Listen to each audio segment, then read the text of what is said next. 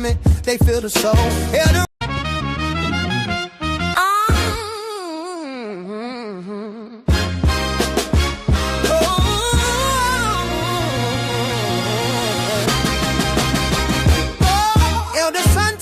fire, ignite the scroll. From pyramids to pavement, they feel the soul. Elder apostles dropping jewels, rare and colossal. The HOK, we get hostile over gospel. Religion in your ears, science in your nostril. House of consciousness, ain't no room for the docile. Toughest debate forum, earth can't deny. Iron sharpens iron till the sparks start to fly. Get your skin thick or your career colder. Sa.neter said source up. Weak arguments crumble, they ain't bold enough. Michael Guillotine sliced the lies from the clean crowd, electrified, charged like a light machine. Hieroglyphs in my veins, ancestors in my spleen. Building blocks of truth, DNA of a king. The HOK ain't for the timid or the frail. Weigh your knowledge on the scale, or get derailed. Sharpen swords in the foreign minds prevail, or drown in the current when the truth sets sail. Sa.neter said source up. Get your skin thick or your career folder. Sa.neter said source up. Weak arguments crumble, they ain't bold enough. Sa.neter said source up. Get your skin thick or your career folder. Sa.neter said source up. Weak arguments crumble, they ain't bold enough. Iron tongue, every word a blade. Cut through illusions, truth displayed. No retreat, no surrender, we crusade. House of consciousness where legends are made. Sa.neter said source up. Get your skin thick or your career folder. Sa.neter said source up. Weak arguments crumble, they ain't bold enough.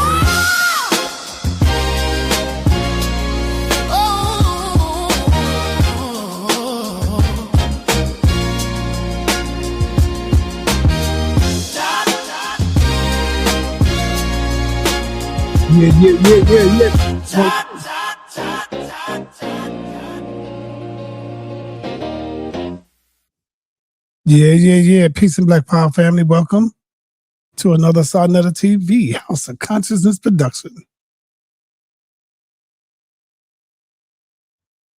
We got our brother in the building today, and he's going to be going in. Maroon Nation family. Maroon Nation. He hit me up. He said, "Saw, I got a presentation." I said, what is it called? He said, Gods of the Bible Revealed. I said, okay. I said, all right. You got it ready? He said, yes. We're here today. And without any further ado, I bring to you Maroon Nation. What's going on, my brother? Talk to me. Peace. How you doing? I'm good, brother. I'm good, man. All right. Yeah, I be always trying to talk to people and explain to them that, one, the gods of the New Testament are not the same gods of the Old Testament, right? So, that's one thing. Now, the second part about it is these gods are mortal men. You know what I mean? They're just, high people of high level, high stature. You know what I mean? Who laid the foundation for things and, put society on the track that it is now. So the Bible was basically paying homage to these individuals. Right. So, but the beef is that as we'll get into this, the people of the New Testament did not keep paying homage to the old system. They broke off and just basically did their own thing, which is the Roman Empire. Okay, and you're going to show the difference, or you're going to show the other gods pertaining to from the Old Testament to the New Testament. Correct. And you're going to show the different gods. All right, this should be interesting, man. I was wondering why Apostle was so afraid of you, man. I went and checked out that video, And man, that brother kept cutting you off when you tried to explain something. He wouldn't let you speak at all, brother. And so you know what he did, right? He called me up the next day and said, sa.neter, I want you to set up a debate with me and Maroon Nation. I said, what? I said, oh, y'all going at it? He said, yeah, man. I got to teach that boy a lesson. I was like, damn, Apostle, you going in like that? So he's on his way back home today. Let me call him right now to see if we can set up a date before we get into it. Okay.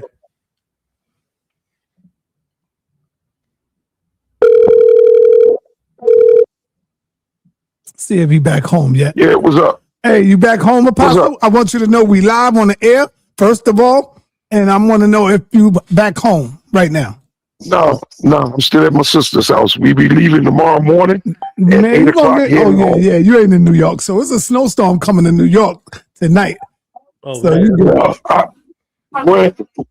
ain't no snow coming this way, is it? Okay.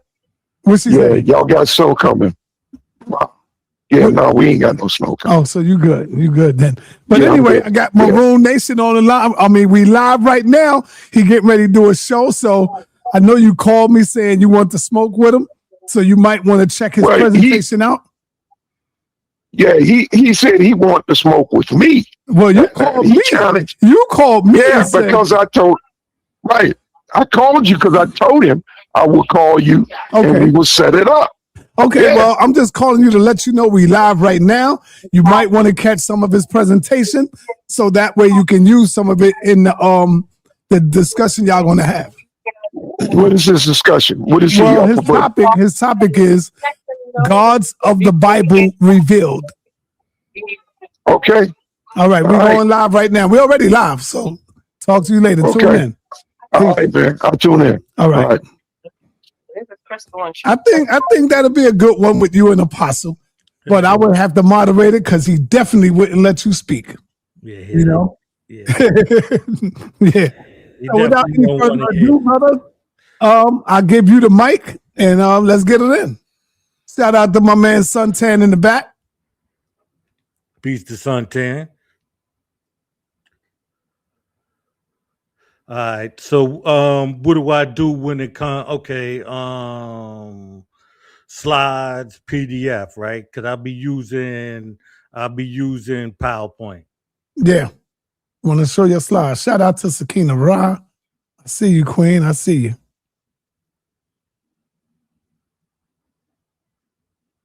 Happy holidays to everybody. Be safe. You already know if I can't see you before New Year's, happy holidays to you. All those who support and practice the holidays. If you don't, then I'm not talking to you. Don't even worry about it. I don't practice that stuff, man. I don't care about. Yeah, I know you're grown now, but you got children that do. So it's all right. Let me ask you. Oh, I can't just show it from my computer. I gotta upload each slide or something like that. Oh man, I hope you got it ready, bro. No, I'm asking a question. I have the PowerPoint. All right, so open up the PowerPoint and then let me show you. You see that plus sign down there? See the plus sign? Yeah. Hit the plus sign. Right. Hit share screen. And then you should see your PowerPoint. Once you open it up, open up your PowerPoint. And you should see it. Okay. Go into it in that window and then share it. Okay. Window. Is your PowerPoint open? Okay, yeah. Yeah, it says it's PowerPoint. So let me see right here. There you go. You got it. I see it. It's coming up. All right. There you go. Now you know how to go full screen? Nah. Yeah, you got to go full screen where we don't see the sides of it on the side. Well, I wanted that anyway. Okay, now how do I do that? Because I want. You just did. You can move it with your mouse. Click it by clicking it and then move. But anyway, do it the way you do it. Go ahead. Let's go. Like you can see it, right? Everything. Yeah, you can see it. We good. Okay. First, let's address symbolism. Have you ever noticed how certain objects, characters, or ideas in stories seem to mean more than just what they are on the surface? That's often the work of symbolism, a powerful tool writers use to add depth and layers of meaning to their work. Let's explore the fascinating literary device. What is symbolism?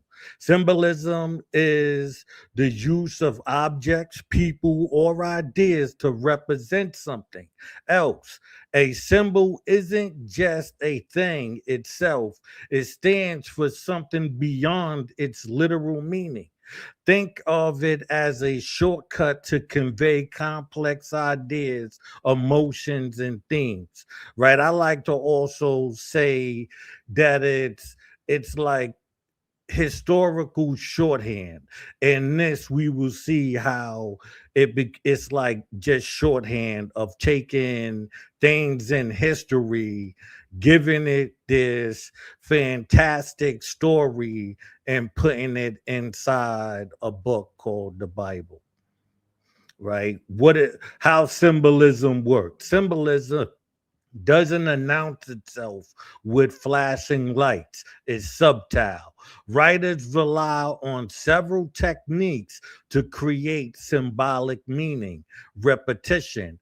It is an object or idea is repeatedly emphasized is likely symbolic. My fault. F an object or idea is repeatedly emphasized is likely symbolic. Emphasis. When a writer draws particular attention to something through vivid description or significant placement in the story, it suggests a deeper meaning. Context. The surrounding events and character provide clues to the symbol's meaning. Association, we won't really be touching on that, where symbols are often linked to certain emotions, ideas, and experiences. But we will be addressing the first three in this right here. Okay. Now, I'm saying my claim is that man is God. Now, I'm just not making this claim. I'm also going to use the dictionary, right, to say down on 3 where it says an adorned, admired, or influential person, right? So a god is somebody who has great influence and power over the people. Who is this God that I'm saying? This King of Kings, Lord of Lords, an emperor. An emperor is a sovereign ruler of great power and rank, especially one ruling an empire, a ruler, a king, or a lord. Titles that you hear as we go through the Bible. So, yes, a king and lord of lord is an emperor, right? Empire is an extensive group of states or countries under a single supreme authority, formally, especially an emperor or empress, right? So now we understand that a god in the sense that I'm addressing is an emperor, right? And so now let's go into first, we'll be going into the formation of the New Testament. So we will be going into Rome, right? So let's take a look at what makes up the system of Jesus. Now, my claim is Julius Caesar, JC, is Jesus Christ.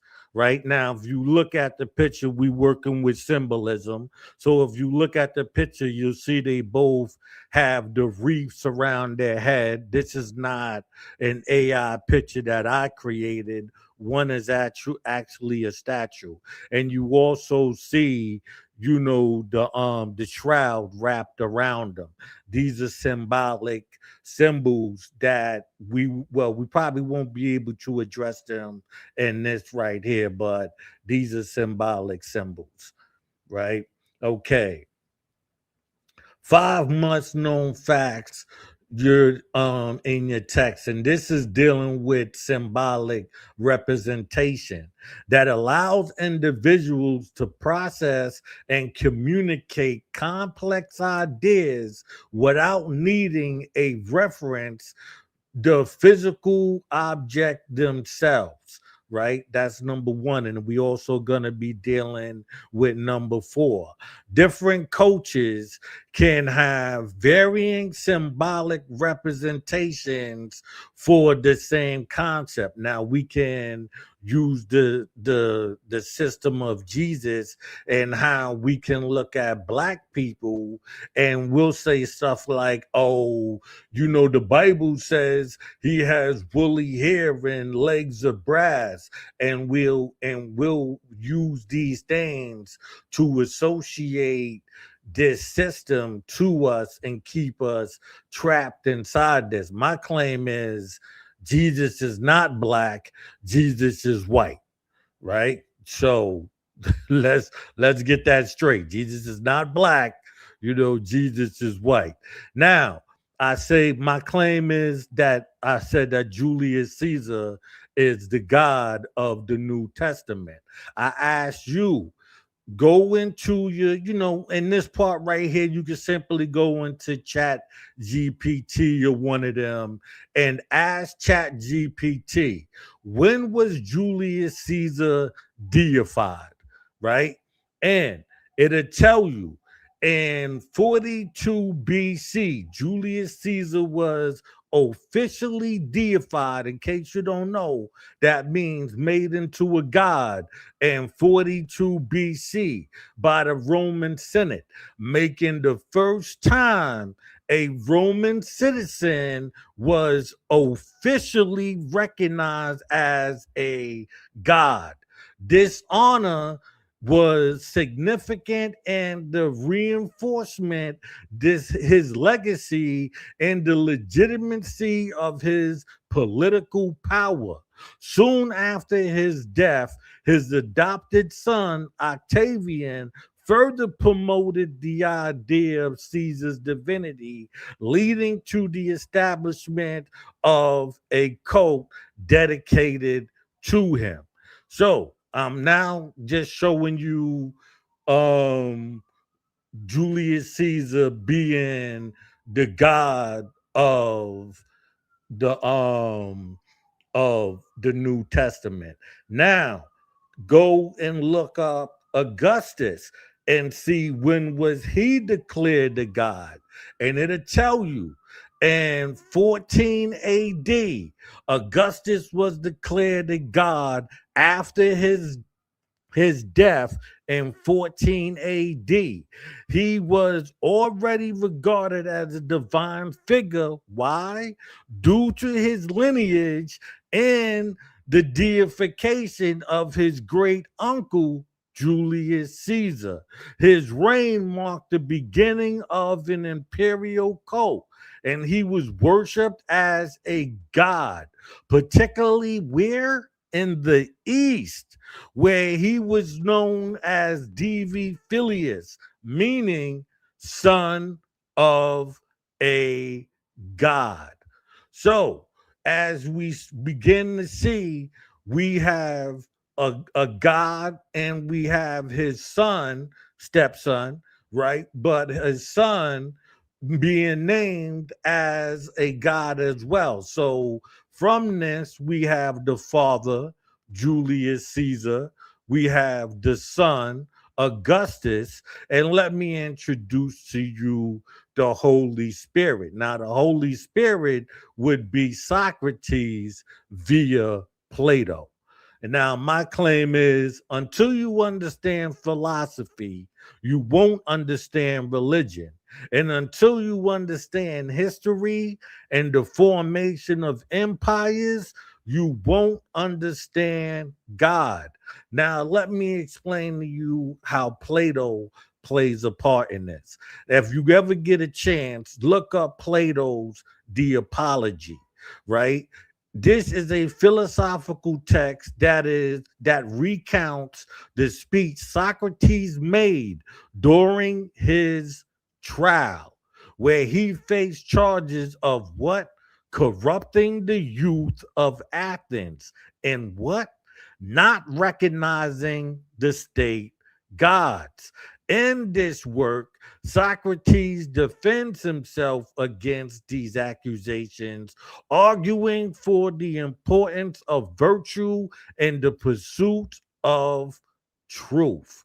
These are things that you hear in Jesus. The text is divided into three parts: the defense, a short address in mitigation to the penalty, and his final words of exhaustion. Oh, Father, why have they forsaken me?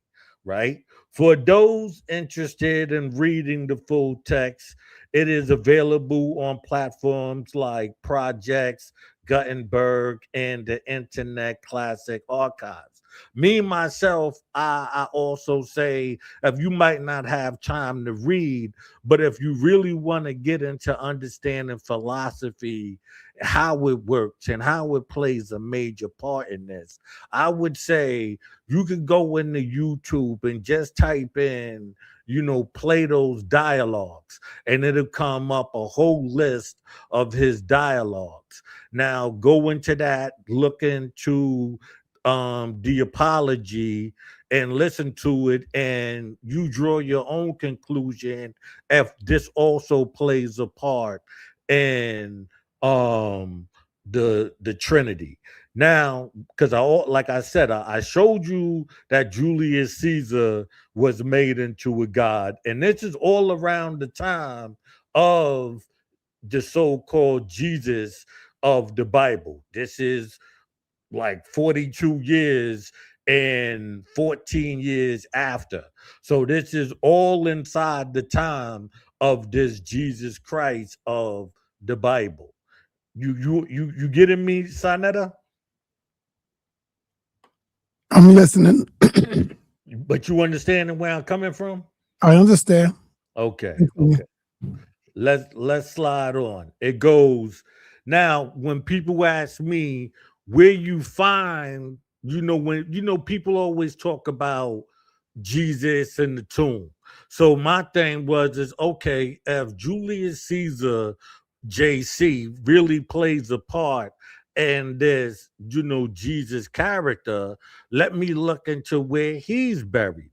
So I looked into the temple of Caesar, or the temple of Divius Lilius, right? Which is his, Roman, way of pronouncing it, right? Also known as the temple of the deified Julius Caesar. We also have a Maroon, and we have the Temple of the Comet Star, was an ancient structure in the Roman Forum of Rome, Italy, located near the Regia and the Temple of Vesta.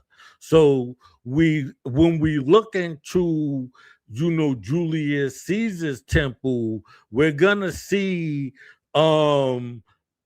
clues, because remember, we're dealing with symbolism, how they took certain events and they placed it into the Bible to make up this story of God, Jesus, and the Trinity. So in this right here, we're inside the temple.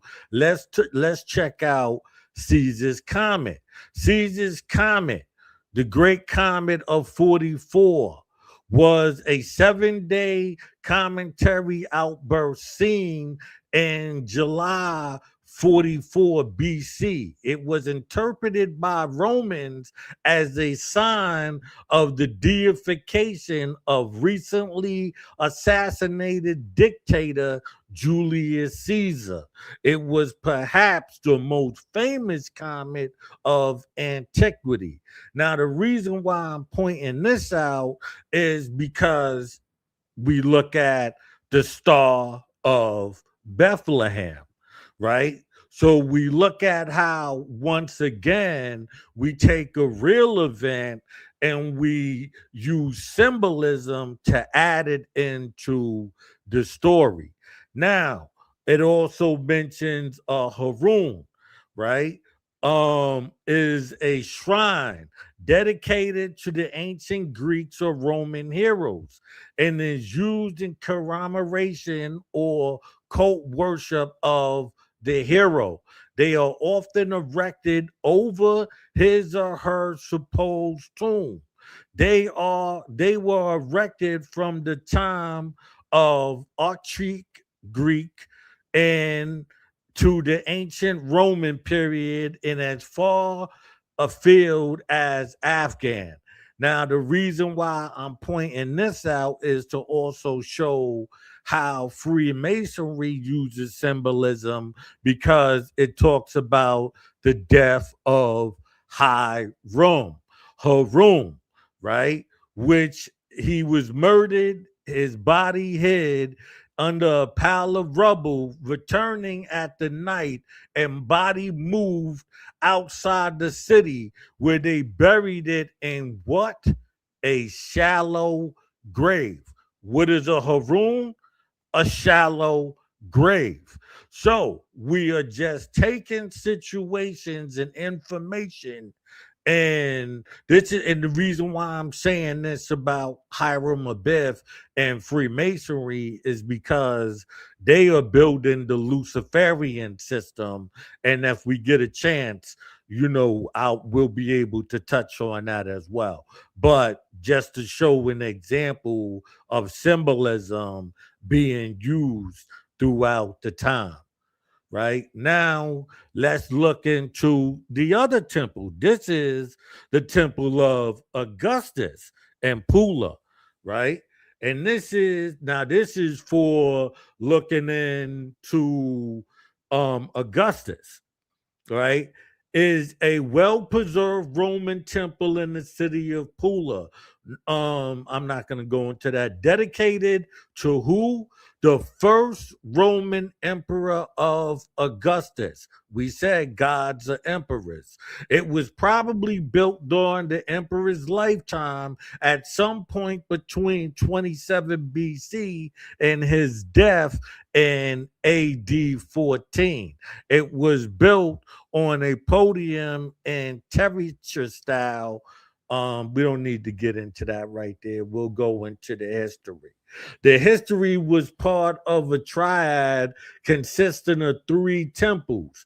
The Temple of Augustus stood at the left side of the central temple, and the similar temple of the goddess Diana stood on the other side of the main temple. Now, I point this out because a lot of times when you hear the bashing of Christianity, it tells you, oh, the woman was not, respected within the system. So I'm gonna show how they also kept the women involved in this system. Right now, keep going to go. Stood on the other side. Although the larger central temple has not survived, the whole backside of the temple of Diana is still clearly visible due to the incorporation into a commercial palace built in 1296. It still in use by the 14th century. This is very important. The temple would have been closed during the persecution of the pagans in the late Roman Empire. But listen to this. Under Byzantine rule, the temple was converted into what? A church. So we know how the Byzantine played a role in Christianity, right? So now when we looking at the Byzantine, we're seeing how they also use his temple and turned it into a church because this is who they was worshiping in the first place, right? So now, dedication. The temple's dedication originally consisted of bronze letters affixed by nails to the stones of the archivia. Only the attachment holes now remain, and much of the text has been destroyed over time. However, it consisted of a standard dedication also found on other Augustan temples. What does it say? We're not going to attempt to read the Roman part, but we'll read the translation. To Roma, Augustus Caesar, son of the deity, father of the fatherland. Like I said, a god is somebody who's a founder, who has laid foundation. It says, or in honor of Rome and Augustus, son of the deified Julius, father of his country. So as we see, Julius Caesar and Augustus is again being recognized as this father and son God team, right? And we know that Augustus is, the son, but he's also the emperor, the first emperor of Rome, making him, the son slash God. So when people ask, is Jesus God? Yes, Jesus is God in the sense of the son. Is the son God? Yes, the son is God. Where it goes. This indicates that the temple was originally also co-dedicated to what? The goddess Roma, the personification of the city of Rome. Unlike later temples, such as the temple of Dives Augustus in Rome, the temple was not dedicated to Dives, the deified Augustus, a title only given to the emperor after his death. So I showed you again that the way that this is why you never see the face, or they say you don't see the face of God, because the emperor doesn't get the title of God until after they are dead, right? So you can look up DV Filius is a Latin phrase meaning what? Son of a god, and was a title much used by the emperor who? Augustus, the grandnephew and what? Adopted son of Julius Caesar. So yes, JC Julius Caesar is Jesus. And we also have the adopted son or the son, Augustus, right? So we have again the God and we have the son. Octavian, on the 1st of January 42 BC, nearly 42 years after the assassination of Julius Caesar, on the 15th of March 44 BC, but before the final victory of the second Triventive over the conspirators who had taken his life, the Roman Senate recognized Caesar as a divinity. He is therefore referred to as DV Ilias, the divine Julius, and his adopted son Octavian styled himself Divi Filius. What? Son of the deified one, son of the God. The fuller form Divi Lily Filius, son of the divine Julius, was also used. Octavian used the title Divi Filius for what reason? Let me tell you, to advance his political position. Finally, overcoming all rivals for power within the Roman state. The title was a useful propaganda tool, still is a great propaganda tool, and was displayed on the coins that he issued other emperors. Now, pay attention again. Since Augustus, meaning that ever from Augustus on himself, some other Roman emperors were deified after death, and they did this to continue the system. The title Divi Filius was also applied to some of Augustus' successors, notably Tiberius, Nero, and Domitian. I'm hoping I'm saying his name right. Right? The temple of Divius Augustus. The temple of the Divi Augustus was a major temple originally built to commemorate the deified what? First Roman Emperor Augustus.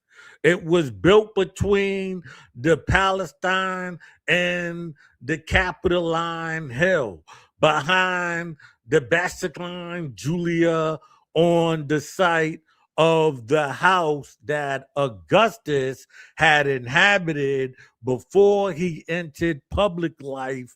And when? This is important. Mid first century BC. This is when we get the Jesus was born scenario. It is also known from Roman coinage that the temple was originally built to a Lilicon hexa style design, right? We don't need to read that. It goes, however, its size, physical proportion, and exact site are unknown.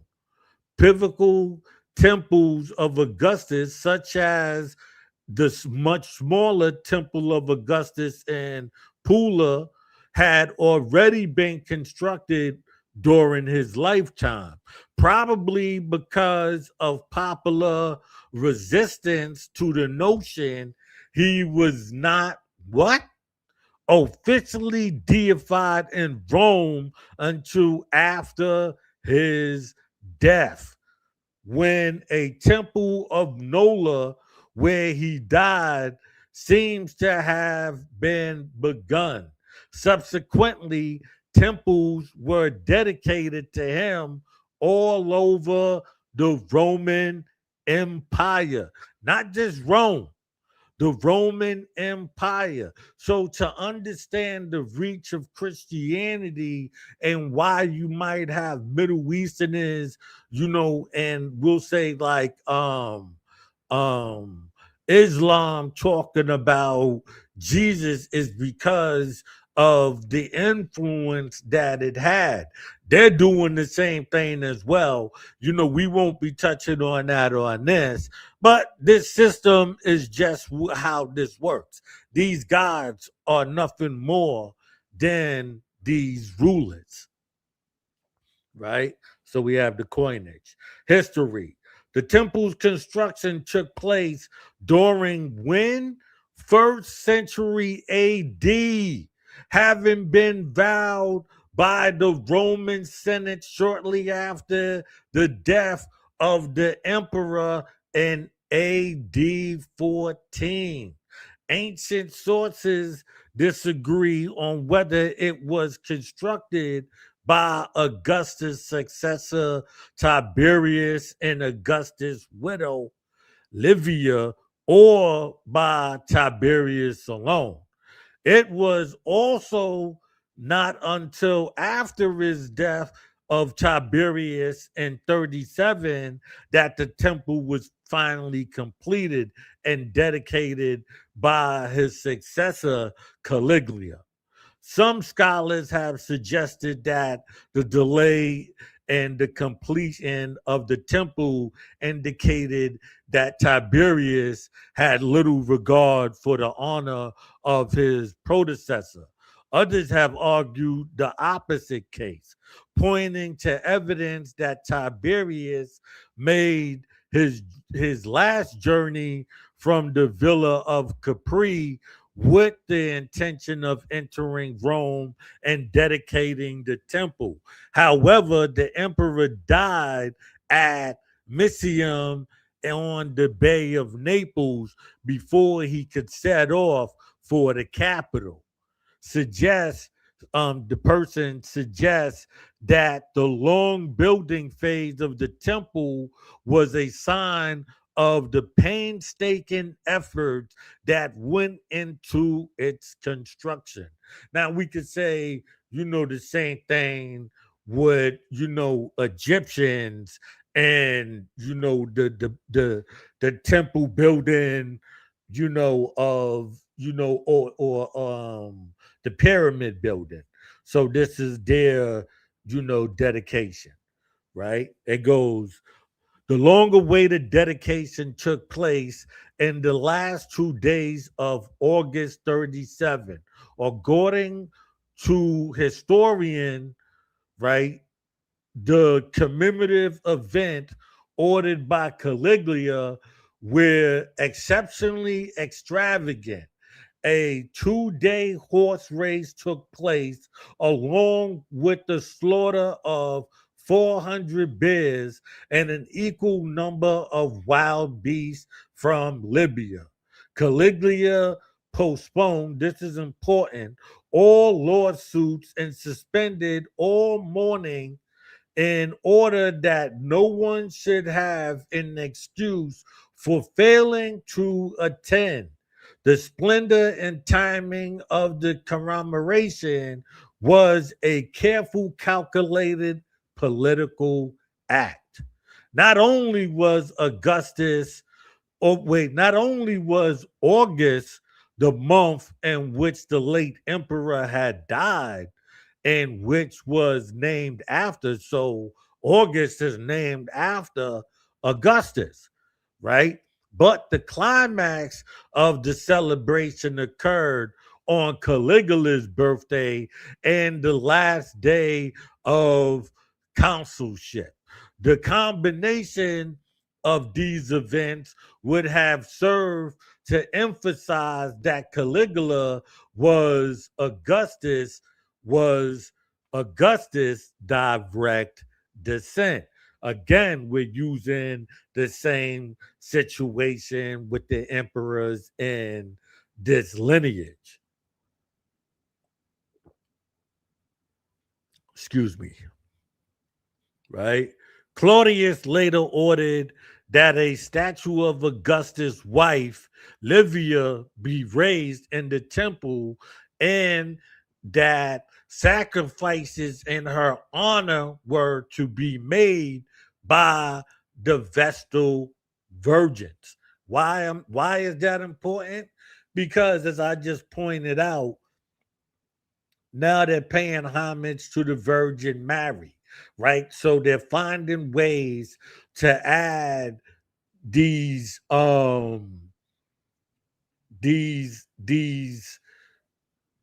tools into the story, being able to have you have history placed inside of it, right? During the reign of Domitian, the temple of Divius Augustus was destroyed by a fire, but was rebuilt and rededicated in 89-90 with a shrine to his favorite deity, Minerva. The temple was redesigned as a memorial to the 4 deified emperors. So remember, we're saying that after Augustus, the emperors after him followed suit and being made gods as well, and they also followed suit with the lineage, saying that their lineage is connected back to the first deified emperor, right?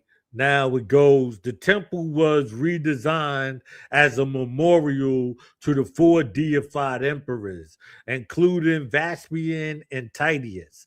It was restored again in the late 150s by Antonius Pius, right? Who was perhaps motivated by a desire to be publicly associated with who? The first emperor. The exact date of the restoration is not known, but the restored temple is shown on coins in 158 onward, which depicted it with the octa style design. We don't need the rest of that there, right? Temple Augustus was described in Latin literature. Okay, so we had talked about the months, right? So let's look at May, June, July, and August. Now we know that August is named after the Emperor Augustus, but let's not overlook his father, Julius Caesar, is where July gets his name after. So you have the father, July, and the son, Augustus, right? So again, we see the father and the son, this time placed within the stars, right? And when I say by the stars, it goes name of the 5 planets in different languages. Planet, right? We got Mars, right? So we got the Akkadian. We're gonna just go into the Akkadian and the Greek. So we got Mars and we got Nergal. We got Mercury, we got Nabu. We got Jupiter and we got Marduk, right? And we know, is the big dog. So Marduk is the big god.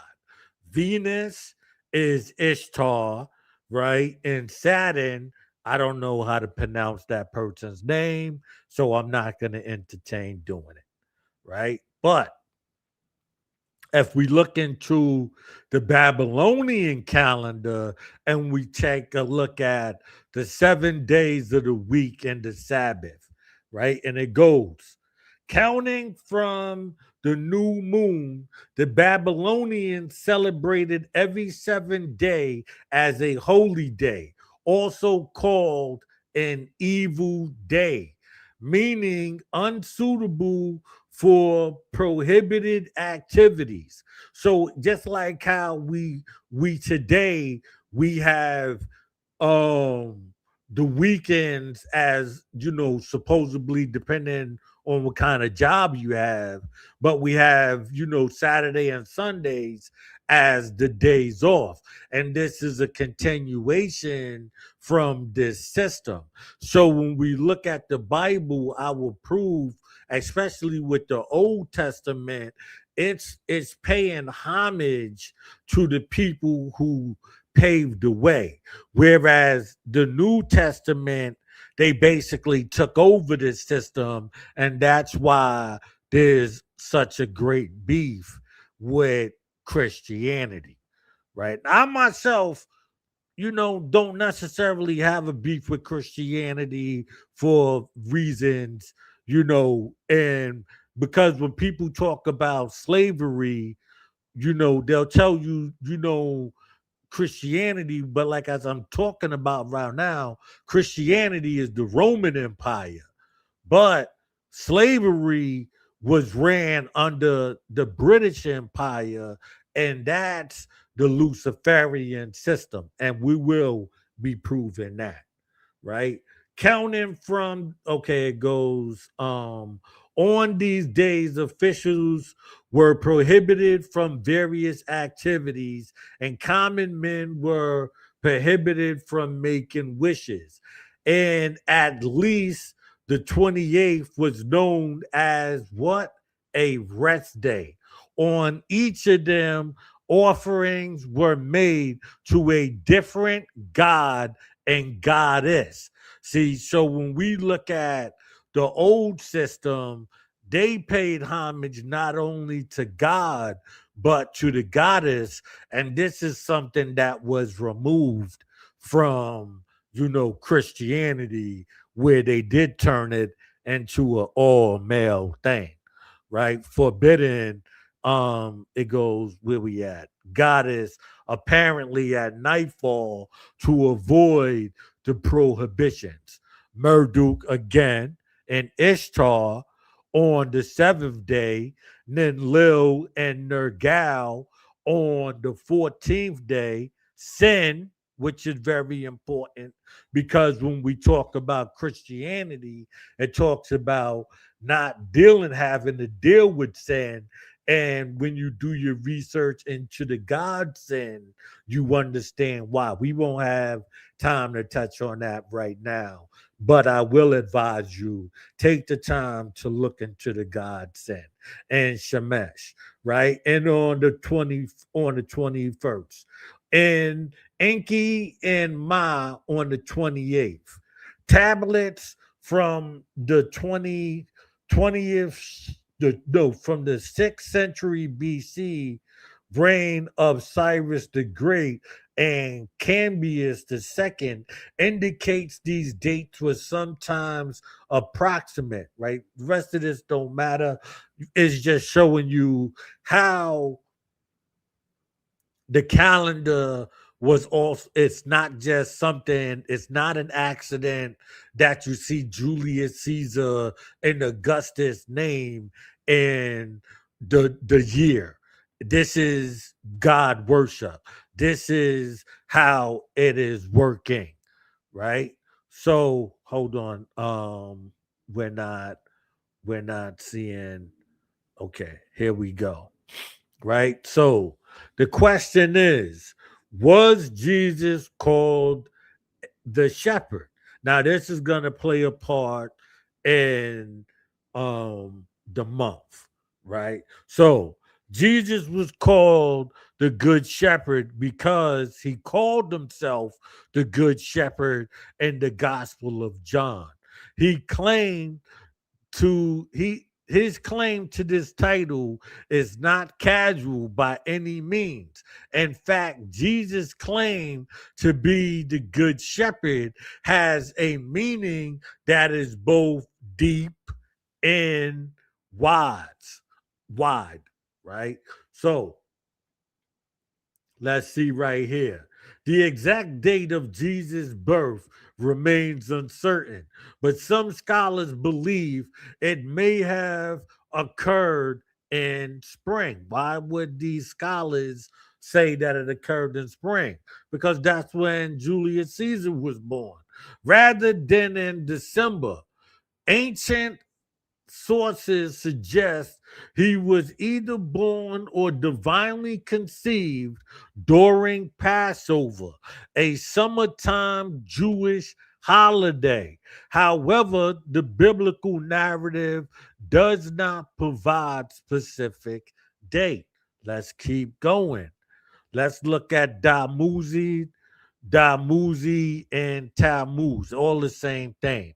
When you get a chance, please look this up because this is very important in understanding, the formation of Jesus, right? Known to the Sumerians as Damuzid the shepherd, and to the Canaanites as Adon. Huh? is a ancient Mesopotamian and Leviathan deity associated with agriculture and shepherds, who also the first and primary consort of the goddess Anan, later known as Ishtar. This makes a great difference. I mean, this matters because when we get into the Old Testament, we'll see again how Ishtar plays a part. And Sumeria mythology, that Mud's sister, right, the goddess of agriculture and fertility and dream interpretation. And the Sumerians kings list, again, we talking about gods and being kings. Damuzid and is listed as an Antimitvian king of the city of Bad Terfia, and also an early king of the city of Urk. So we see again, even the association of this king who had that month, Julius Caesar, and then basically took that month over, and I'll prove it. Tammuz is the 10th month of the civil year and the 4th month of the celestial year of the Hebrew calendar and the modern Assyrian calendar. It is a month of 29 days, which occurs on the Gregorian calendar around when? When? June, July. July, that we just said was named after Julius Caesar. So when we understand that a lot of these people in the Middle East, whether it be Islam, whether it be Judaism, and the new Luciferian system, we see that they're going into paying homage to the people that the Romans took over and did not pay homage to. They basically put their people in that place.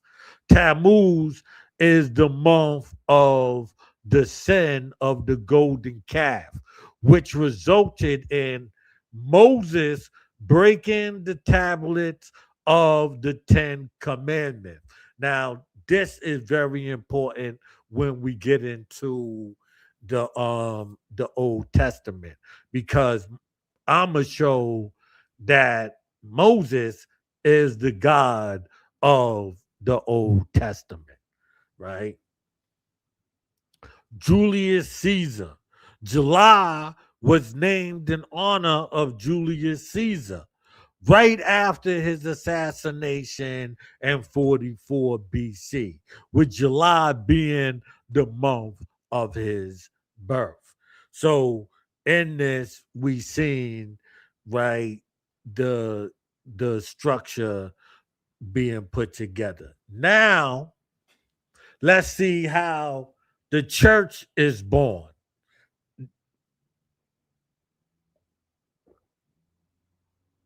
All you have to do is look up Rome Imperial Court.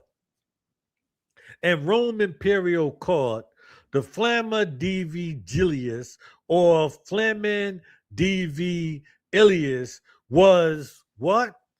The priest of the divinest Julius Caesar, and the fourth of the so-called flaming Mariars, and the archpriest of the Roman Flaminates to be created. The new Flaminites was established by the Roman Senate in 42 BC as part of Caesar's consideration as a devious divinity of the Roman state.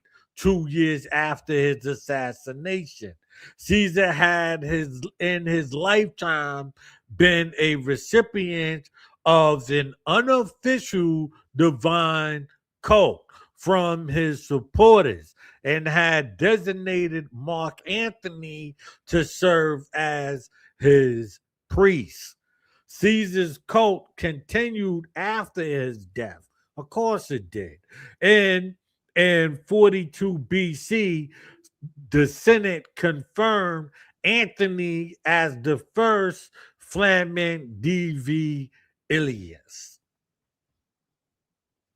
In the early 44 BC, the Senate had decided that Caesar would be made a god to the Roman Senate under the name and title of Divi Ilias. During the same session, the inauguration of the respective priestly office was also decreed, and Mark Antony was designated as the first Flamen Divi Ili. The original rationale for the creation of the new Flamen Mayor can be found in early Roman history when legendary king Numa fathered the third great Flaming, the Flaming Quilius archpriest of Quaestorian, I'm not getting that right, a god of the Roman Senate who was later identified as the deified Romulus. Julius Caesar deified himself as what? A refounder of Rome, a descendant of Romulus, the god Mars, and by way of the Trojan hero Arenes, a descendant of Venus. Romulus' legendary successor, Numa, set the precedent of Caesar to appoint his own Flamen Mayor to serve his cult after his plan Appius, right? So that means that we're also seeing how you get the priest, how you get this church, the setup of this God, because at first, before you have to understand, if Caesar didn't get assassinated, he would have been emperor. So they were setting up for him to become the god, but he had got killed before the formation of the Roman Empire. So his son, right, Augustus, took over, and that's why you'll hear Jesus say, "Oh, I have not come to change the laws of my father," because Augustus was not coming to change the setup that his father Julius Caesar had set up. The official holders in the city of Rome, Mark Antony, in his function as Pontifex Maximus, Julius Caesar himself had chosen his friend and ally, Mark Antony, for the office, using the ritual of capito, sacred capture. He could not designate his nephew Octavian. Why? Because Octavian was his intended political heir, meaning that, if anything happened to him, Octavian would be the one to take over, which happened, right? And his regular name became Augustus. So if you're ever wondering, Octavian and Augustus is the same person. Mark Antony was a close confidant and a near relative through his mother, Lilia, but he was also I don't know, plebeian. I don't know what that is, right? He had been in Augia since 50 BC and later magister of the newly established Lupicia Lily, but he had to be elevated to practitioner status and married in a confiteorial ceremony before he could use his augury on Caesar's behalf as Flamen Mayor. After the peace conference and negotiation at Braciti in October 40 BC, Mark Antony was officially recognized as Flamen DV Lilius by Octavian and Lepidus. Antony's co-ruler and the called second triumph by then Antony's I don't know, wife had died, and his new wife, Octavia, sister of Octavian, had been lawfully wedded to him. You know, that was just something else right there. But the main part of this is showing how the political air is passed down. So Octavian was meant to be the follow up, but he wasn't meant to be the emperor because that was a seat that was actually being set up by Julius Caesar. So this is why we always hear the father and son duo, because Octavia was paying homage, right? So, municipal and provincial priesthoods. Imperial priests played an important role in provincial politics and religion.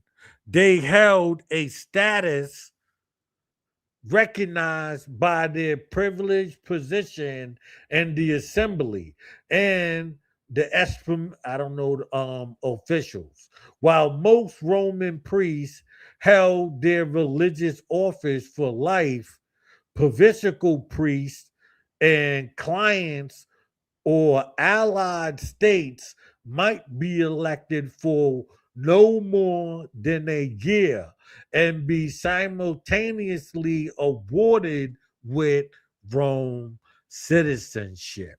The first development in pivotal cults to Caesar as a living god were in the East, where the worship of mortals and heroes was a long standing tradition, right? I repeat, the first development of the provincial cult to Caesar as a living god were in the East, where the worship of mortals and heroes as a long-standing tradition, right? Commonplace. They spread after Caesar's death and promotion as divas, especially in Caesarean and Augustan colonies, right? And these are colonies that I don't know how to pronounce, right? Okay. Now, I also remember we're also talking about symbolism. So before we go out of the New Testament, I also want to point out Judas is known to be the betrayer of Jesus. Now we have Brutus. Notice the soundings, Brutus and Judas. Brutus is the betrayer of Julius Caesar. So again, we have these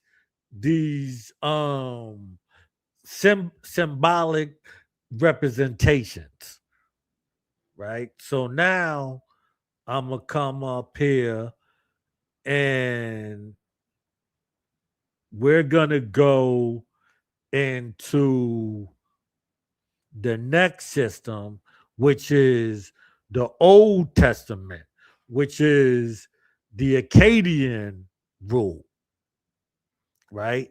Now, my claim is the first 5 books of the Bible, Genesis to Exodus, is about a slave who became a king, God.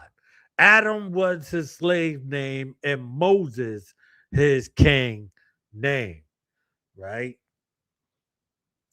Moses, the first in the face of God, the first recognized empire in history is the Akkadian Empire, which arose around 2334 BCE in Mesopotamia, modern day Iraq. It was established by Sargon of Akkad, who united the various city-states of Sumer and extended his territory through military conquest. The Akkadian Empire is considered the first true empire. Why? Because it marked the first time a single ruler governed over a vast territory that included multiple cultures and people, right? So if you take the time, right, to remember, we're talking about emperors of gods. I showed you how I just broke down how Julius Caesar and Augustus was, the Jesus and God of the Old Testament. So now I'm gonna show you how Sargon via Moses is the God of the Old Testament, right? We'll look at the story, right? The birth legend. Now, this is the legend of Sargon. The Neo-Assyrian text from the 7th century BC, purporting to be Sargon's autobiography, asserts that the great king was what? The illegitimate son of a priestess. Only the beginning of the text, the first 2 columns, is known from the fragment of 3 manuscripts. The first fragments were discovered as early as 1850. Sargon's birth in his early childhood is described thus: my mother was a high priest. My father I knew not. My brothers of my father loved the hills. My city is, as I don't know how to pronounce that, which is situated on the banks of the Euphrates. My high priest mother conceived me. In secret, she bore me. She set me in a basket of rushes with buttermen. She sealed the lid. She cast me into the river which rose over me. The river bore me up and carried me to Aki, the drawer of water. Aki, the drawer of water, took me as his son and reared me. Aki, the drawer of water, appointed me as his gardener. While I was a gardener, Ishtar granted me her love and for and years, and I exercise kingship. Now, let me point out, right,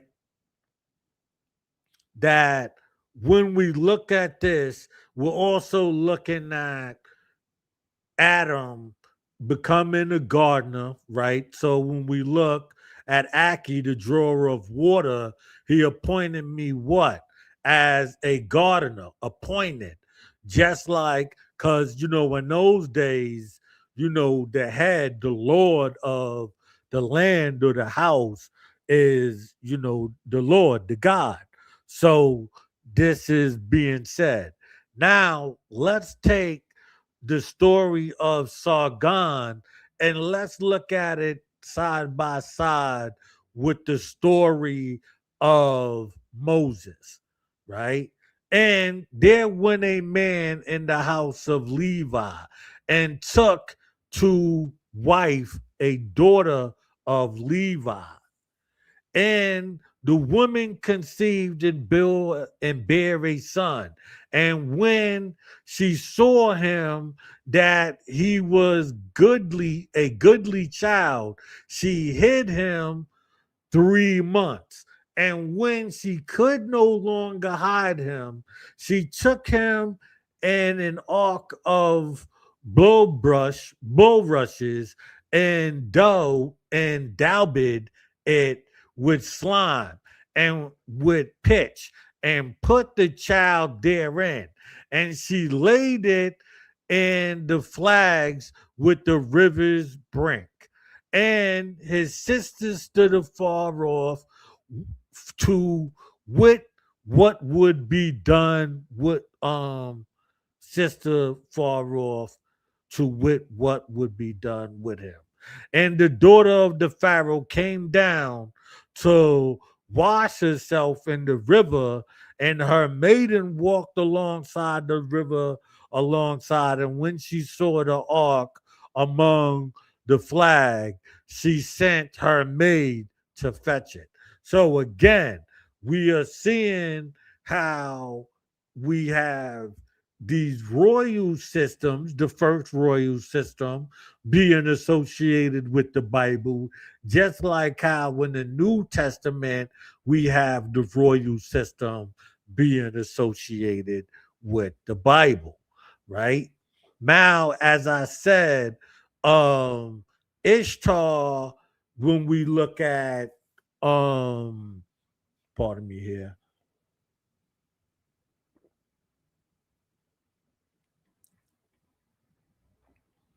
Right now, when we look at the story, when we come back here, right, and it says how Ishtar granted me her love, right? When we look at the story of the serpent in the garden, now the serpent was more subtle than any beast in the field which the Lord God had made. And he said unto the woman, yea, hath God said, ye shall not eat of every tree of the garden? And the woman said unto the serpent, we may eat of the fruit of the tree of the garden, but of the fruit of the tree which is in the midst of the garden, God has said, ye shall not eat of it, neither shall ye touch it, lest ye die. And the serpent said unto the woman, ye shall not surely die, for God thou knoweth that in the day ye eat thereof, then thy eyes shall be open, and thou shalt be as gods, knowing good and evil. So when we look at that right there, if you ever look into Ishtar and you read, you know, what is it? Which one is this? This is called because I know it's a play. It's a story about, it's basically the story of Cain and Abel, right? And so with this again, you'll see Ishtar granting her love. Ishtar is Satan, or the devil of of the Old Testament. Shall open and know God and evil. When the woman saw that the tree was good for food, and that it was pleasant to the eyes, and a tree to be desired to make one wise, she took of the fruit thereof and ate, and gave also unto her husband with her, and he did eat, and the eyes of them both were open. See, she blessed them.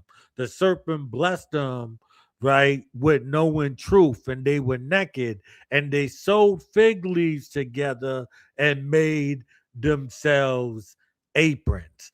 Now, I point out the apron thing because they became servants to God, right? Now, when we look at Enlil, if you to look up the God Enlil, which is Adam of the Bible, as I said, these are people I would be revealing, was regarded as the inventor of the matlock or the hoe and the patriarch of agriculture. So again, we look at Enlil, Adam, and we put that, aside with the story of Adam where he was a gardener, right? So the story is about, a humble people who were, who came from, the slave class, and they worked their way into the kingdom, and one day was able to break free of that kingdom and form the Akkadian Empire. Until Adam, right, also and his wife, did the Lord God make coats of skins and clothe them. And the Lord God said, behold, what? The man is become as one of us. So right there, we should know that, God is not alone, right? We proven, through the calendar and all of that God had a mate. Inside the Bible, it talks about, the Queen of Heaven. We won't be touching on that now, but the Queen of Heaven is Ishtar, right? Which is, God's daughter, right? It goes known good and evil. And now least he puts forth his hand and takes also the tree of life and eats and live forever. Therefore the Lord God sent him forth from the Garden of Eden and to till, like to work the ground from whence he was taken. So he drove out the man, and he placed at the east of the garden um Eden Chebomium, whatever. And the flaming sword which turned every way to keep the way of the tree of life. So there's two trees. The tree of life is to document how long a person, the list of king, the king's list, to say that, yeah, now they have earned, from going from slave to being royalty, but let's cut them off from being able to set up their own kingdom, which they wasn't able to do. Exodus 21:10, Moses' birth.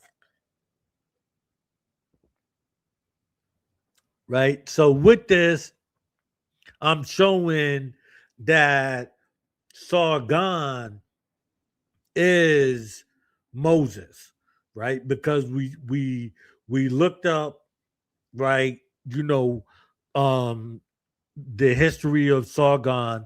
He gave his so-called autobiography, and now let's place it with Moses. According to the Bible, the tribe of Levi is one of the tribes of Israel, traditionally descendant from Levi, son of Jacob. The descendants of Aaron, who was the first high priest of Israel, were designated as the priestly class, tribe of Levi, right? This is according to four sources. Moses was from the tribe of Levi and the nation of Israel. Moses' father and mother were both from the Levites. According to his birth story in the book of Exodus, the tribe consisted of descendants of Levi, the third son of Jacob and Leah. During Moses' ministry, he designated it as the priestly tribe. Now, we remember this is all symbolism. So as we go back into the Bible and we look at the story of Moses, we're looking into the story of Moses. So now if we go back into the story of Sargon, we start to see that this relation is the same thing. The tribe of Levi was chosen for what reason? Was a priest due to their loyalty to God. Moses is God. During the golden calf incident, which set them apart from the other tribes of Israel. Adam, Moses made God king, cupbearer. Sumerian legend. The Sumerian legend, Sargon legend, contains a legendary account of Sargon's rise to power. It is an older version of the various known Assyrian legend discovered in 1974 in Nepal and the first edition in 1983. Subsequent scholarship questioned if the two fragments were actually a join or were even from two different texts. The initial translation has also been questioned.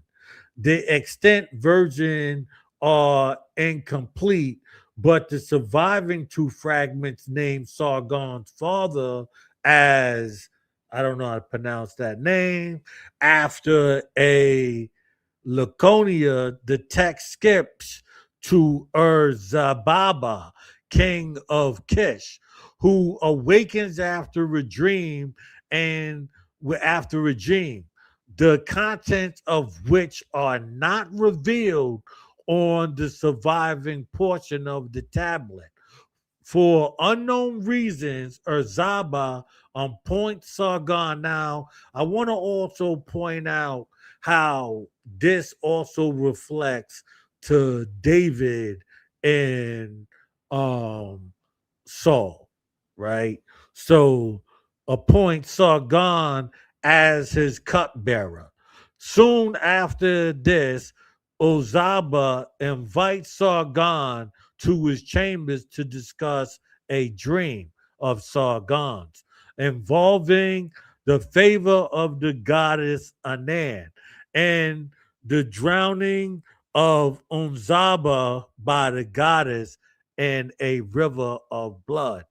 Deeply frightened, Urzaba orders Sargon murdered by the hands of Bissel Tekal, the chief smith, but Anan prevents it, demanding that Sargon stop at the gate because of his being polluted with blood.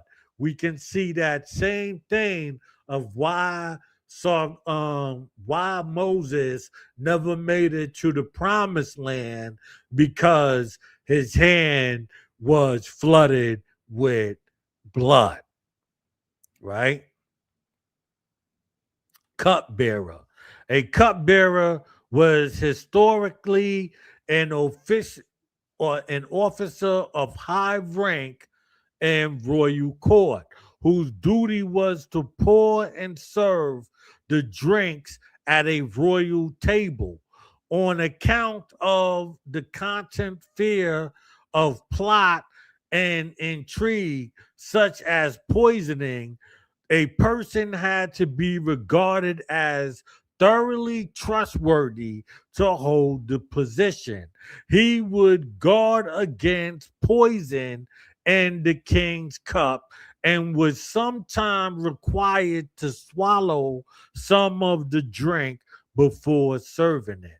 His confidential relations with the king often gave him position of great influence. Right? Now, again, let's see how this plays into Sargon. The cupbearer as a historical role, for example, as an Egyptian hieroglyph for cupbearer was used in the late as 196 BC and the Rosetta Stone for the Caniprios, cupbearers area, daughter of Dionysus, each Platonic decree, stating with the decree of Canopius honored a cupbearer. Why? A much older role was the appointment of Sargon of Akkad as cupbearer in the 23rd century BC. So again, we see this cupbearer playing a major role in this. Now, so it goes. Adam went from gardener to God's cup bearer. We're in Genesis 40, right? Adam is not in Genesis 40, but as I said, it's a growing story of a group of people. So it starts from Adam and Lil, and it goes all the way to Moses, Sargon, right?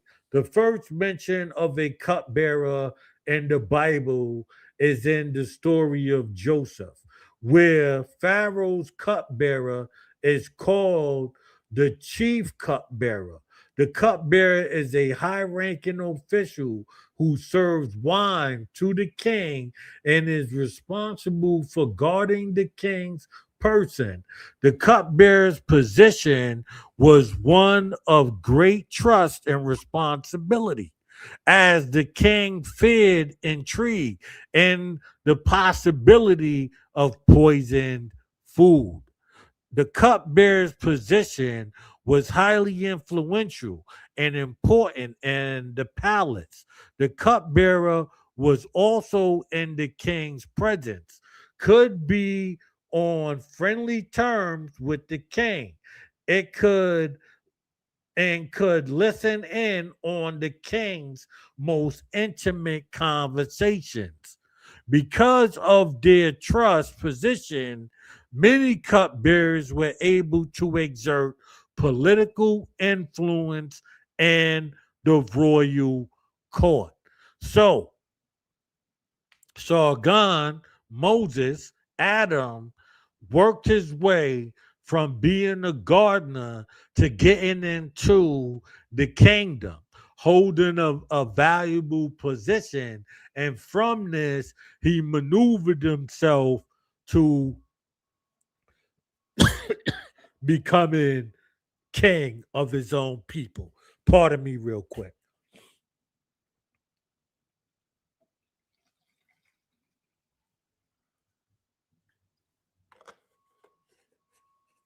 Right?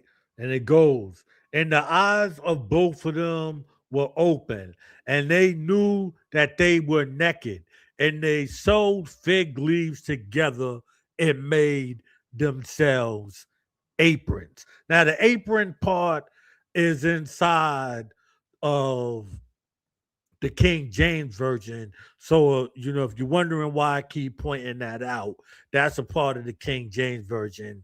I don't believe you'll find apron in other versions of the Bible. So, like I said, in Freemasonry, again, we'll see the aprons being the cupbearers because they are working for the Luciferian system, or AKA the British Empire, right? And the system, as we can see, goes back even to the time of the Sumerians.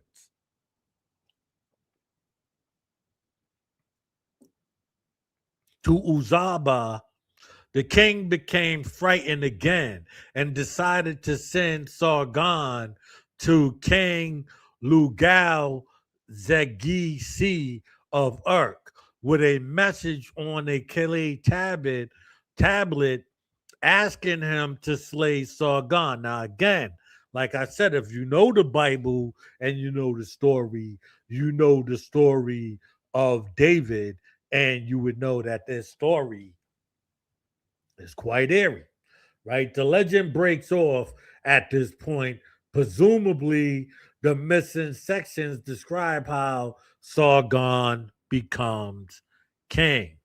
The part of the interpretation of the king's dream has parallels to the biblical story of who? Joseph. I didn't even say that. I'm talking, but it does too, right? The part about the letter with the carrier's death sentence has similarities to, a Greek story as well, right? And the biblical story of Urach, right?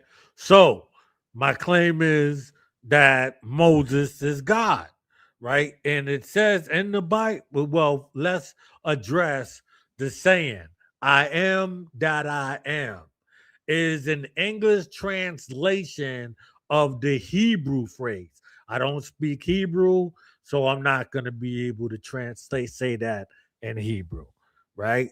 But it can also be translated as I am who I am, or I will become what I choose to become, or I am what I am, or I will be what I will be. I create what I create, or I am the existing one. So when we look at King James, again, it says, and God said to Moses, I am that I am. And he said, thus shall thou say unto the children of Israel, I have sent me unto you, right? He has sent himself. He is the God. He is the one who was laying the laws and freeing the people. So the Bible never lied. The Bible told you that man is God because the Bible told you that Adam is God, right? And this is why when we look at, the Jew, why they honor the first 5 books, because it's a story of coming up from, a gardener, a worker, to being a king, a God, right? The first 6 books are the steps to gaining freedom. Adam was a captive turned slave, placed in the garden, and the Lord God took the man and put him into the Garden of Eden to dress it and keep it. So he was taken from his land and placed in the garden to keep the garden. He was a slave. Cain and Abel is how they kept us divided, house and field.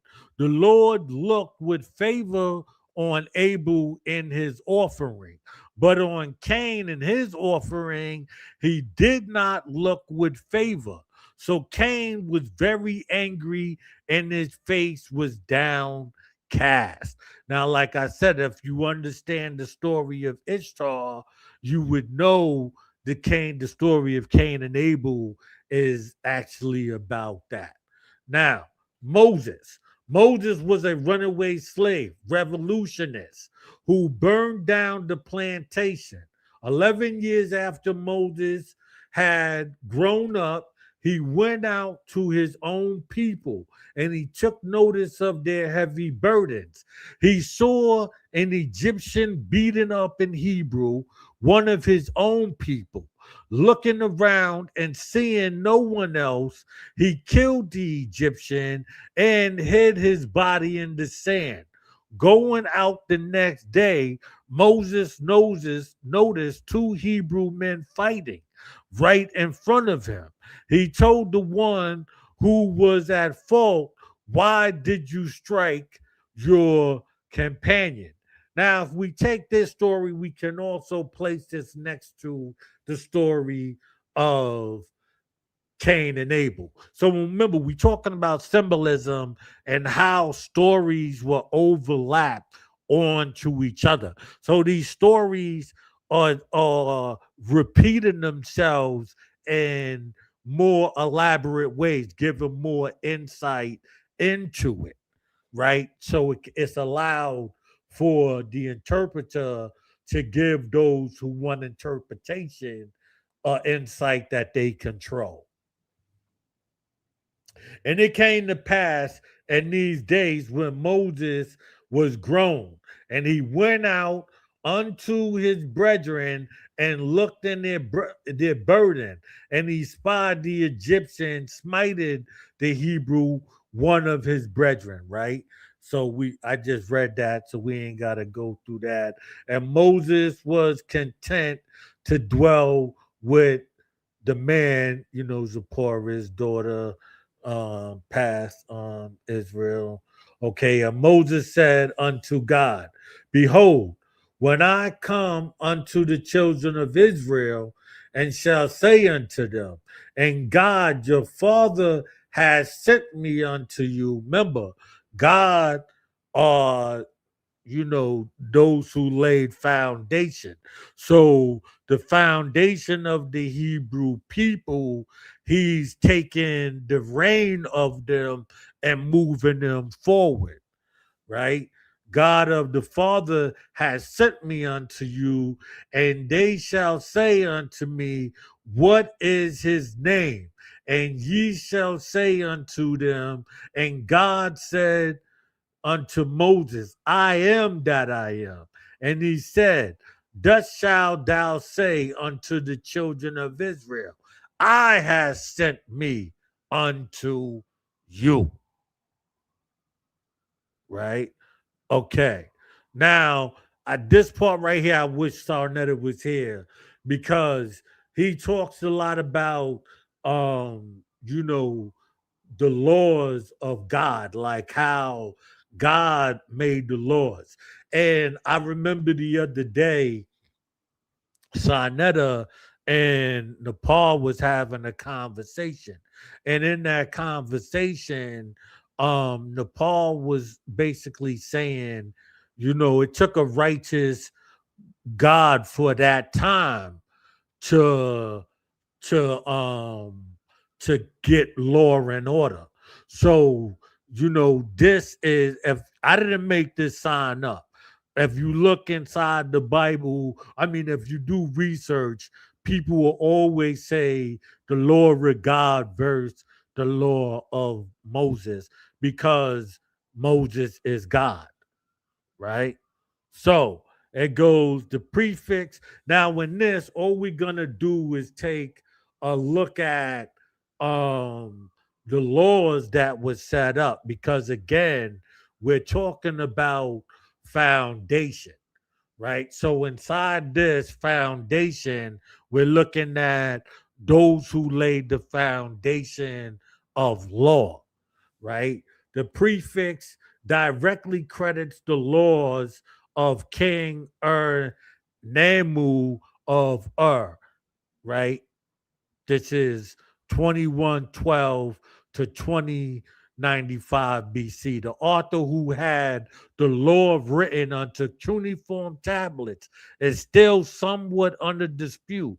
Some scholars have attributed to his son, although it is known that early law codes existed, such as the Code of Erkagania. This represented the earliest extant legal text.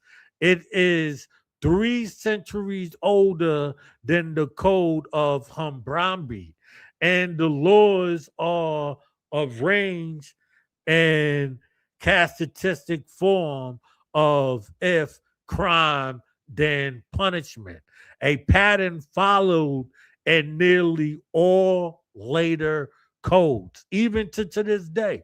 So if you understand law, you understand that it's coming from this. So even in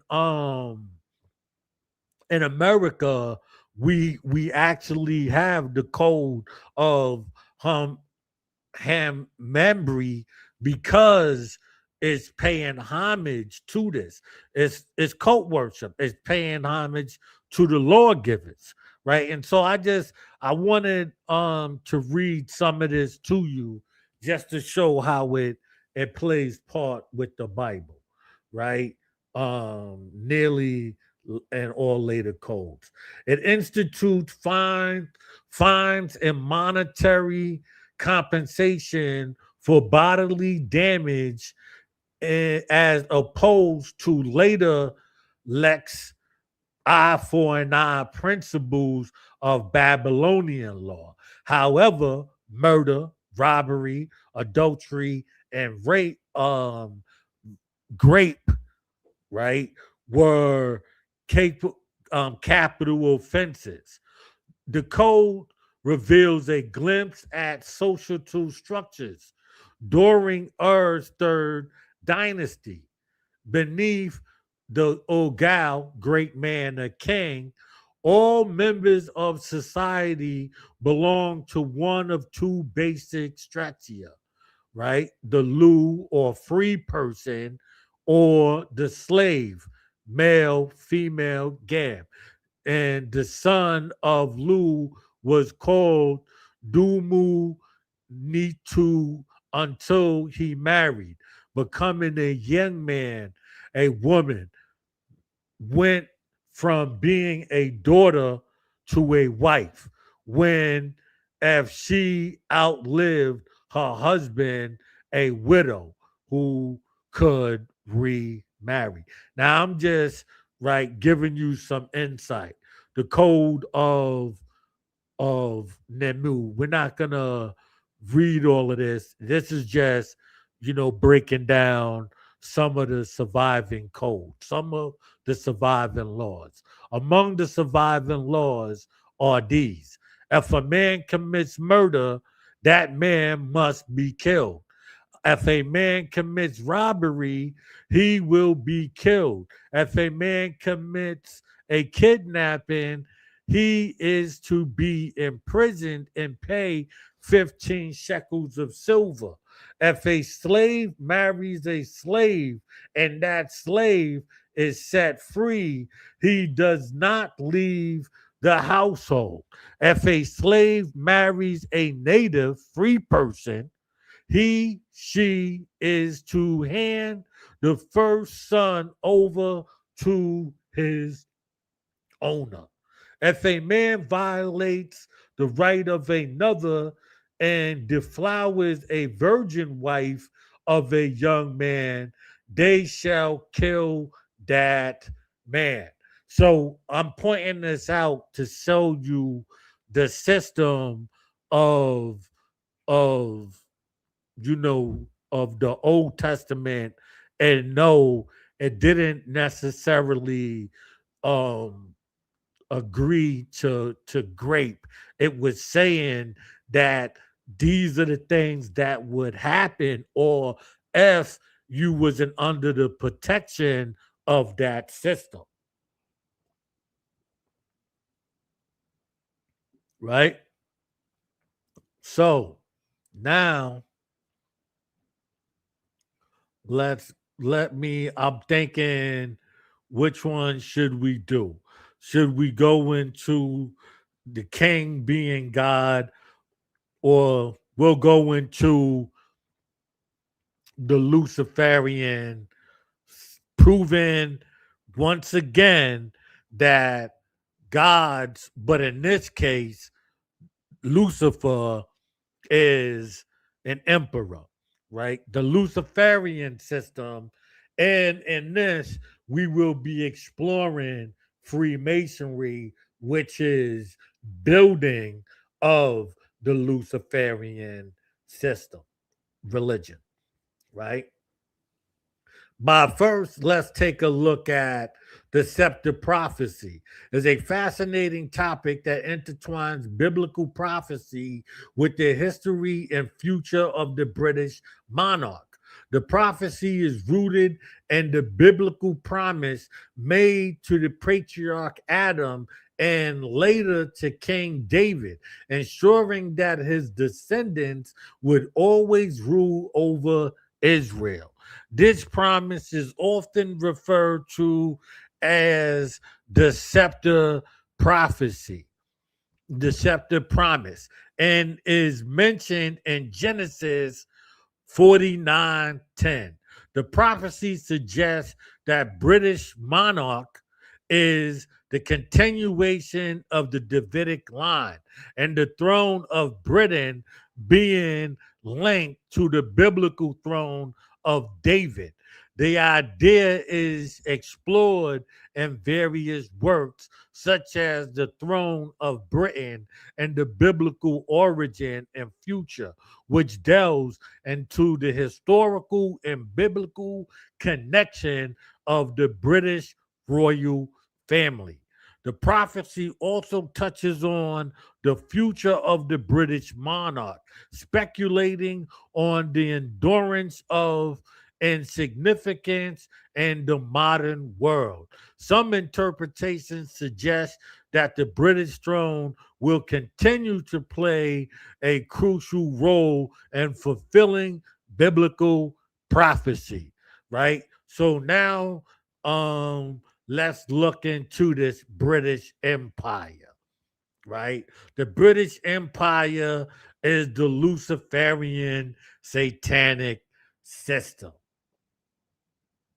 Right, we're not going to read this right here. We're just going to look into King Henry VIII, Protestant reform, right? And when we look at, remember we talking about gods are just worshiping of royalty. In this case, the York Rite would be Queen Elizabeth I, and the Scottish Rite would be Mary I of Scots, right? And so these are the two rights. Rights mean, to worship the dead. Elizabeth I, Queen Elizabeth of England and Ireland from 17 November 15 until her death, right?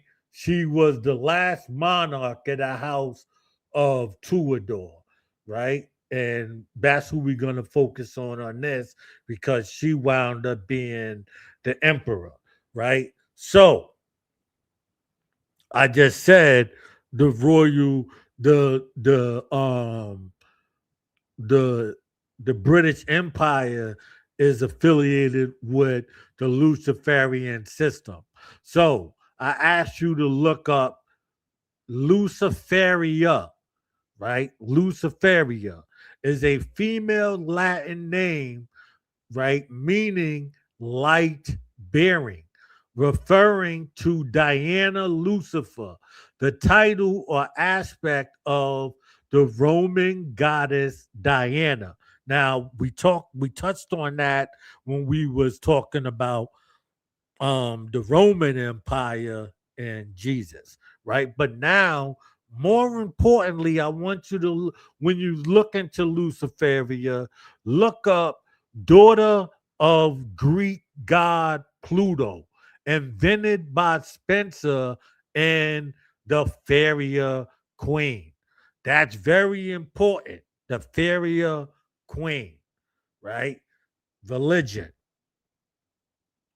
The Fairy Queen was written during the Reformation, a time of religious and political controversy. After taking the throne following the death of her half sister Mary, Elizabeth changed the official religion of the nation to Protestantism.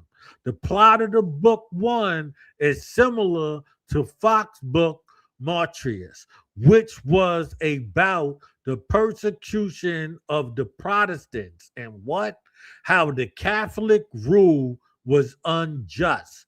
Spencer includes the controversy of the Elizabethan church reform within the epic. Glaucian has godly English knights destroy Catholic continental power in books 1 and 5. Spencer also endows many of the villains with the worst of what Protestants considered a superstitious Catholic reliance on deceptive images. So inside this, right, we see that the Fairy Queen is actually affiliated with Queen Elizabeth I. So the when we see Jesus being affiliated with Julius Caesar and Augustus, and we see Sargon being affiliated with Moses, now we see another emperor or empress being affiliated with a biblical character, and also saying that the British Empire is affiliated with the biblical text of being affiliated with David and all of them. So now, when I told you that philosophy, remember we was talking about Socrates playing a part. So now we're gonna go into the philosophy in the British Empire, right? First, let's look into Renaissance magic. Renaissance magic was a resurgence in Hermeticism and Neoplatonic varieties of the magical arts, which arose along with Renaissance humanism in the 15th and 16th century. This is around the same time as Queen Elizabeth I, right? During the Renaissance period, magic and occult practices underwent significant changes that reflected shifts in cultural, intellectual, and religious perspectives. C.S. Lewis, in his work on English literature, highlighted the transformation and how magic was perceived and portrayed. In medieval stories, magic had a fantastical and fairy-like quality, while in the Renaissance, it became more complex and tied to ideas of what? Hidden knowledge that could be explored through books and rituals. Now we know Freemasonry deals with rituals, right? This change is evident in the works of authors like Spencer, Marlowe, Chapman, and more importantly, Shakespeare. Why? Because he treated magic as a serious and potentially dangerous pursuit. That's his words, right? Now let's look at Shakespeare. Why is this magic? And let's take a look at this magic, right? All right. How many slides you got, brother? How many more you got? I got not like probably like 7. All right. So what we're gonna do is open up after this one. We got to open up for Q&A. Okay. Bring the people in. All right. Okay. So it goes, did Shakespeare place his name in the Bible? Right? Because remember, now we just went over how Shakespeare and Renaissance magic and how it's put into the books and this, that, and the third. So if we look at Psalms 46, we would see that Shakespeare 46 words from the top, we get shape, and at the bottom, 46 words from the bottom, we get spared. So we see how he told you this magic that he's working with, and he helped write the Bible. So he put the Bible is magic, right? So when we looking at demonology, you know, and the Holy Book, and they both, you know, issued by King James, not written by King James, but issued by King James. We get to understand, you know, how this works. Now, to show and prove, I'm gonna just go down right here. Right, this is probably the last slide I'm gonna go to, dealing with Freemasonry. And right now that we said that Queen Elizabeth is the empress of the British Empire. So the symbol would be a yoni symbol. And the Freemasonic symbol is that yoni symbol. If you look at the top of the symbol, you would see the clit. If you look on the inside, from the inside, you would notice that these are the lips. And then we also have the G spot. So this is the raw, this is why we hear, and this is all based on the Luciferian system. I won't be able to get more into this because we're gonna get into some Q&A, and from there we can I could probably touch more on it. All right, sa.neter. All right, powerful presentation, family. When y'all come in, please let's keep the questions on the topic that the brother was talking about. If y'all want to come in, I see you, brother Gideon. You didn't understand. I see my brother. Didn't understand a little bit, asking me what is the point. Amin Ra McCarthy, y'all can come on in and ask the brother what was his point, what was his purpose. The brother was here proving the gods of the Bible revealed. So he's showing you that there were more than one God, more than Yahweh. There was also Moses. You see, he's showing you that there was also Moses, you know? So everything is about the devil again? Shaking my head. No, Brother La. Come on in and ask the brother. Brother La is asking you, is everything about the devil again? What you mean is everything about the I devil? don't know. That's his question. That's what I was saying. Like, what are you talking about, brother? I'm not sure. I only use the Luciferian system to show how they're building, you know. If this is BS, this is bull, come on in. If it's bull, see, I gotta have a little courage, a little heart to come in and question the brother why he here. Don't make these statements why he, when he gone, but come on in and ask him. See what y'all get. Don't be afraid. Don't be afraid. I'll say, all right, we got Suntan as always coming in. Suntan, what do you think about the brother's presentation? Well, it was a little out there. When I say out there, is his own interpretation of what he feels things was in his, his reading of these certain, subject matter. So I would say it's just for an individual. Like, I want to ask him, how would he, Brother Maroon, peace to you.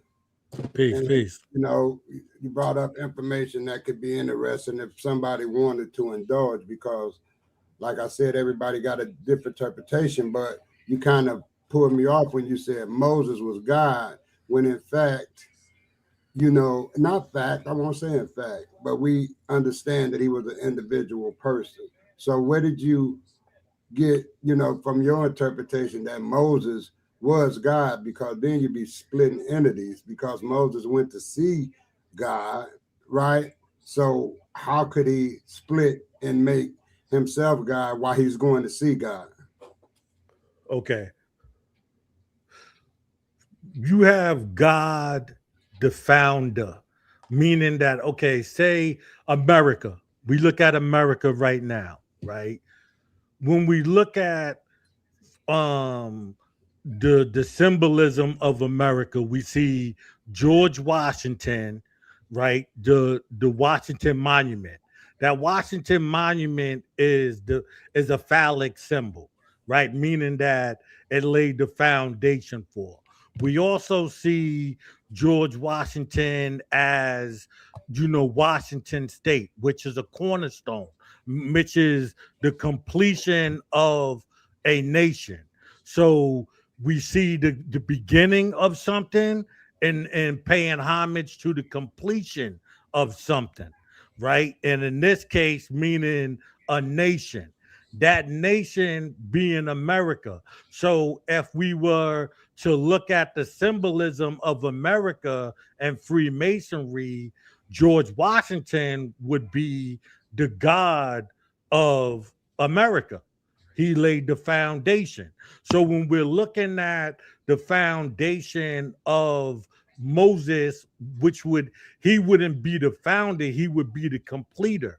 He would be the one who formed the Akkadian Empire, which would be Sargon, right? His name is Sargon. His story name would be Moses, right? Adam would be Enlil, or the start of the Sumerian Empire. So it's going from the Sumerian not empire, from the Sumerian state to the completion of an empire, that's how you get a god. But you don't become a god until after your death. All right. Well, I want to say this to you. It's a little, far off from what, the Bible and God is one singular narrative. And you adding a lot of things to it. I'm saying under the pretense of the way it is today in 2025. So with that said, it's a bit off when you say that Moses can be a God. He can be, the book even said, you can take, you can be as God, but not God. So I'm just breaking it down to specifics, man. There's only one God. So everybody can't be a God. And I'm going to say this and I'm going to end it. We got our black brothers and sisters that you, and I'm sure you've seen them and everybody's seen them. When they say, hey, King, what's up, King? What's up, King? What's up, Queen? What's up, Queen? What's up, King? What I'm trying to say is everybody can't be kings and queens. Right. It's just one king and it's just one queen when it comes to this world, because he is the creator of this world as far as the narrative concerned. So I'll rest right there. But okay, so let me ask you a question. When we look at kings, right? And the Bible says King of Kings, Lord of Lords. What would be the highest king? The highest king would be an emperor. And so at the emperor who lays the foundation becomes the god. That's why Julius Caesar and Augustus is the god and son of the Roman Empire, or what we would call Julius Caesar. I mean, Jesus and God of the New Testament.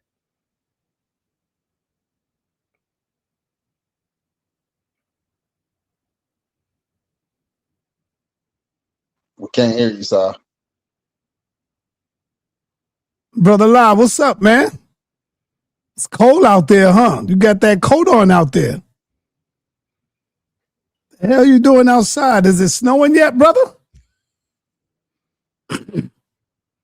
Okay, let's go to Sakina Ra. Sakina Ra got the queen up in the building once again. Let's get her in here. Peace, brother Sa. Peace, everybody, to the panel.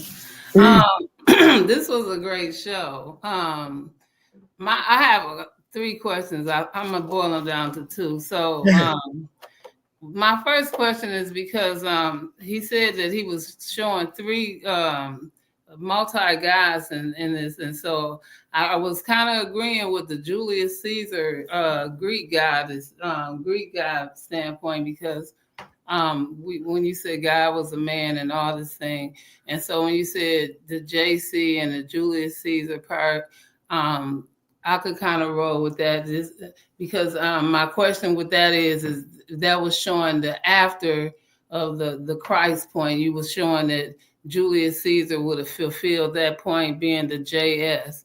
Is that correct? JS. I'm not sure what. Well, you saying that I'm the JC for Julius Caesar being Right. a Jesus Christ, and that would be for he was mighty powerful, and the way that they served him, hell, you know what I'm saying, Hail Caesar, and all of these things, the way they carried him around, and Just like all the way up to the destruction of with the Troy, with the Troy horse, and all of the things that happened up with the Roman, and even up to with the destruction of that, with the city of Troy and all that. But even when you brought in Notre Dame and all of those other characters that was in there around that point, right? And so that leads up into this other point, because I don't want to forget about when you brought in Lil. Would that be Lilith? No. Lil, I'm not sure when I brought up Lil. You was talking about Adam, and you brought in Lil. Oh, Enlil is the name. If you look up Enlil and you see and you understand the story, you'll understand that that's where the piece of Adam comes from, because it's like the Bible is a bunch of smaller stories. I mean, bigger stories. So it's taking those stories and compressing them into little pieces. That's why, as you read the Bible, it never really follows any true direction. It'll say something for a while, and then it'll be a new story, because it's about pieces of old stories that they are revamping, and just to keep paying homage to their ancestors. Okay, and then so my last question, because it really wasn't questions. So this is a question.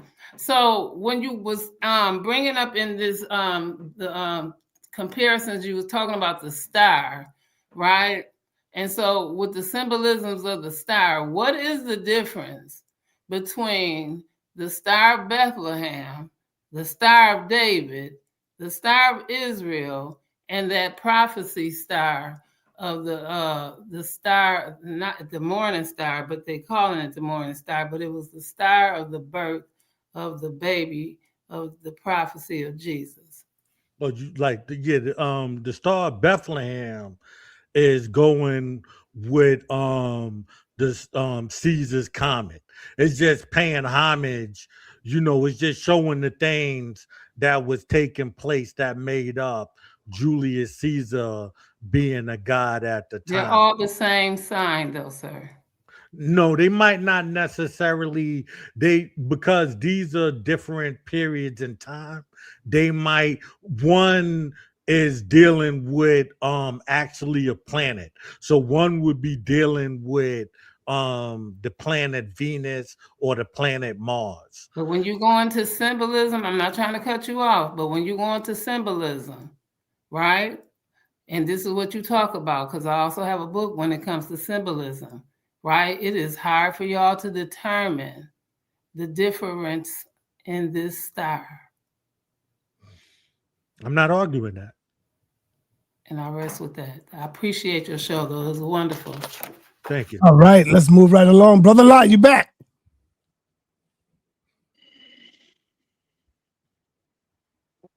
Yes. What's up, Brother Lot? Yes, Peace, peace and blessings to everybody on the panel as well as your family. I just want to piggyback somewhat on what Sakina Ra was expressing Sakina Hotel Queen. Peace, brother. Alive. Hotel.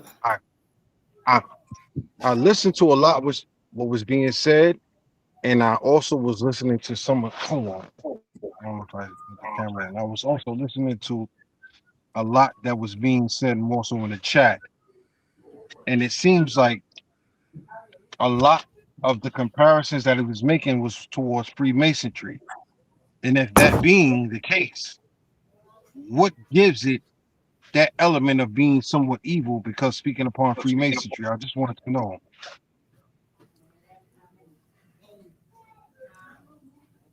Well, I only mentioned Freemasonry for the last part of it. That's when I caught it. That's when I actually jumped on. I didn't catch the front one. I took the tail end. Okay. Well, the Freemasonic part was just showing how once again they're building a system, right? Because we have the old system, the Abrahamic systems. We somebody's echoing.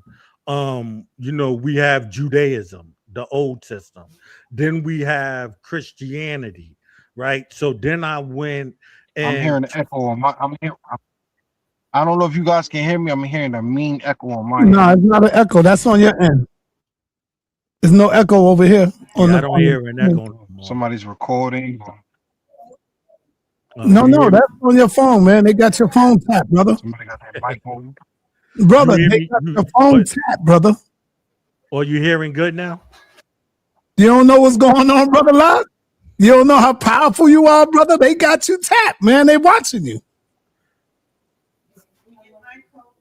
Can you? Are we still echoing, brother Locke? Yeah. Okay.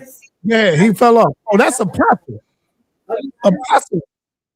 Apostle is his picture's not up there. But go ahead. We're gonna wait till Brother Locke get back. Let me move on over to Mr. Rakufa. What up, man? All right, now I wanted to ask you, Mr. Maroon. I'm not hearing you. Hey, Sam, my camera's not working. I'm sorry. I think you muted Neil. My camera's not working. Can you hear me now? Yeah. Okay. So it says in the Bible about the God thing. So it says, "For God doth know that in the day ye eat thereof, then your eyes shall be open, and you shall become as gods, knowing good and evil." Spoken by the serpent to Eve, phrased as gods appears explicitly in the King James Version. Other translations like God instead of as gods.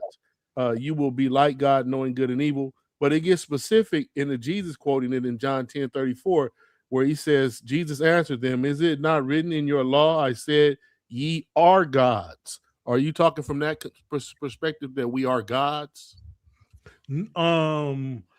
Well, when I know from when Jesus is talking and he's saying, "Ye are gods," I thought he was referring to Psalms 82, right?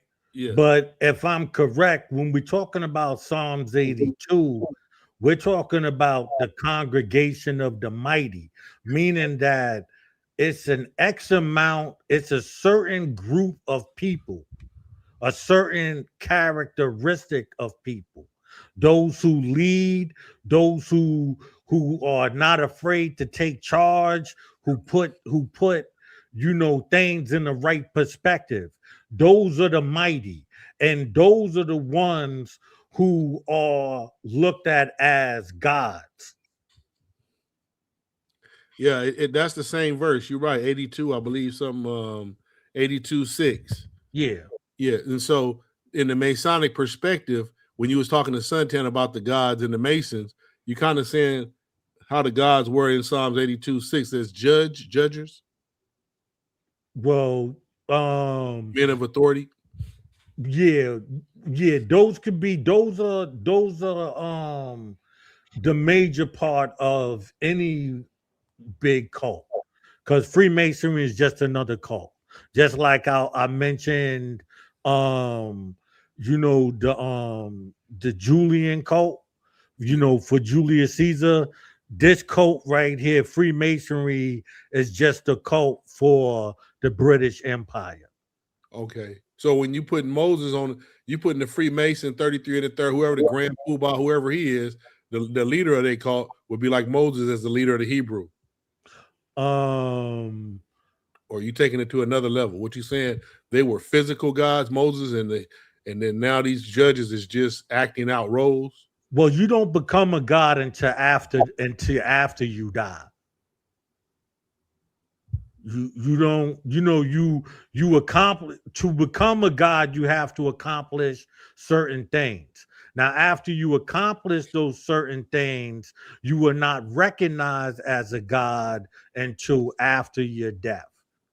That's why, it says like you'll never see the face of God, because when you become a god, well, not you personally, but when an individual becomes a god, it is after they have died.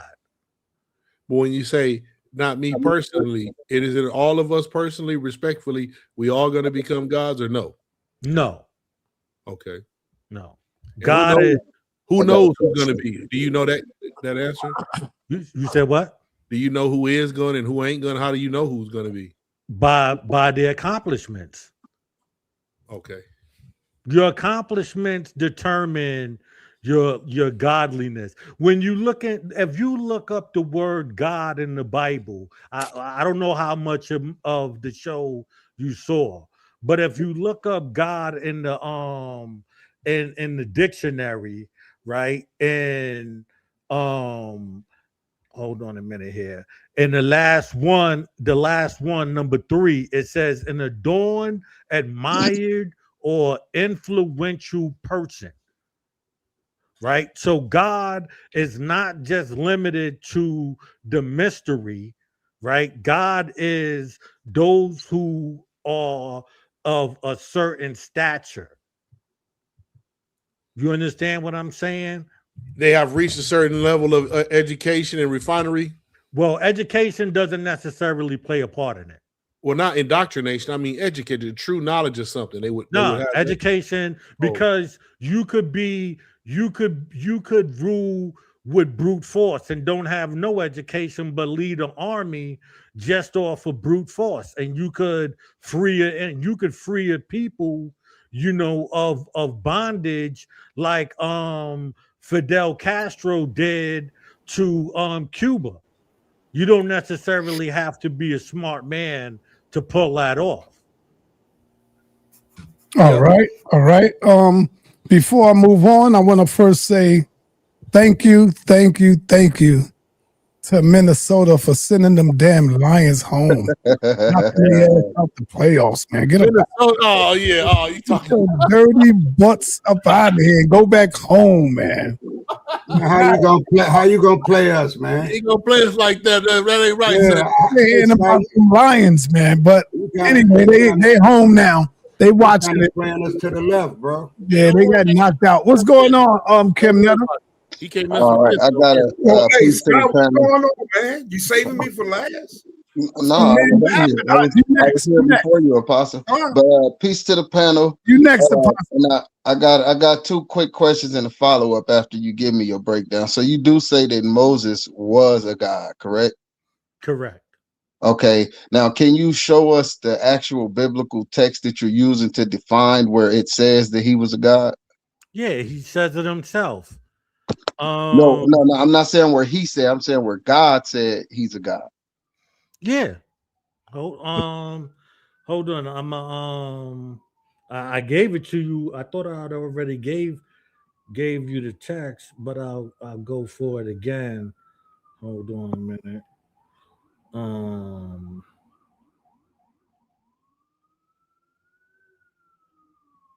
Okay, right here. Yeah, when it says, and God said unto Moses, I am that I am.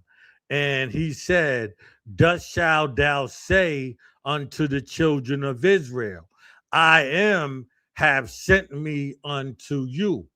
I am.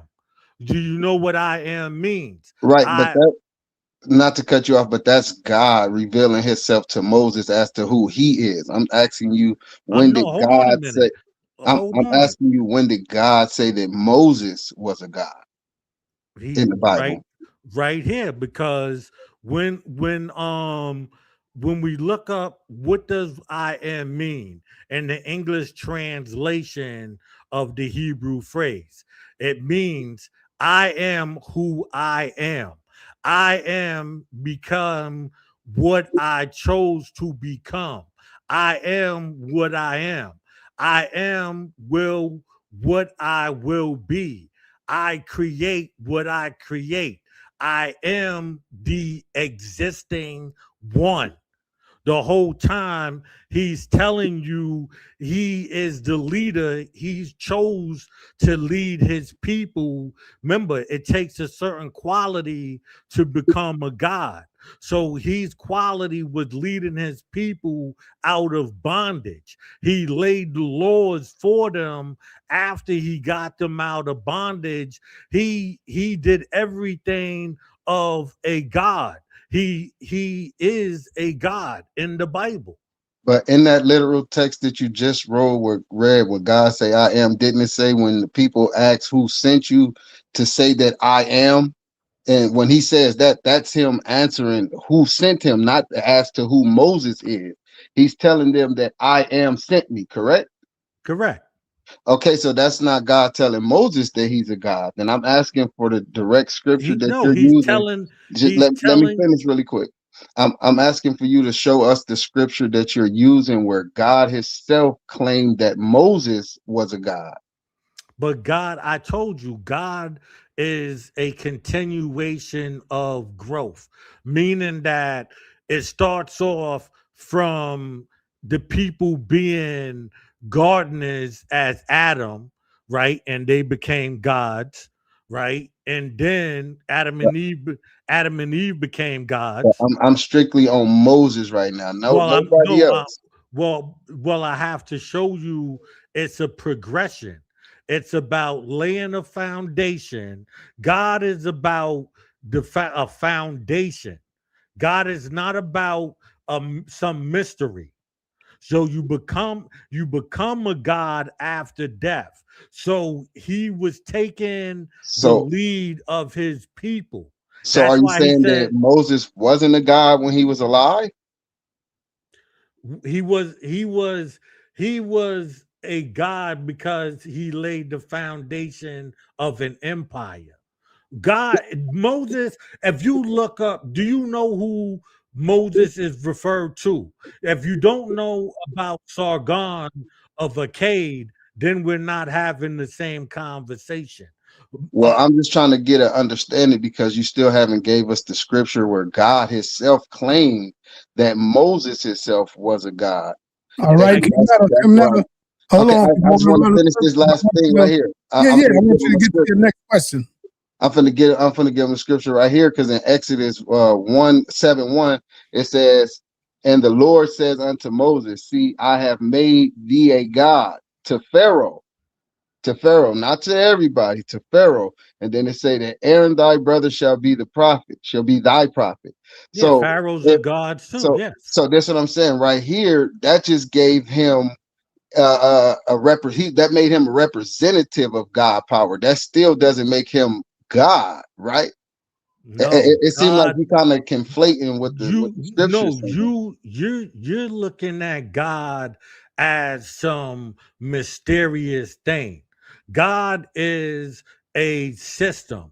God is not a like God is like a machine moving forward. So the system of an empire, the head of that empire is God. So even after one emperor dies, another emperor steps in and takes the realm.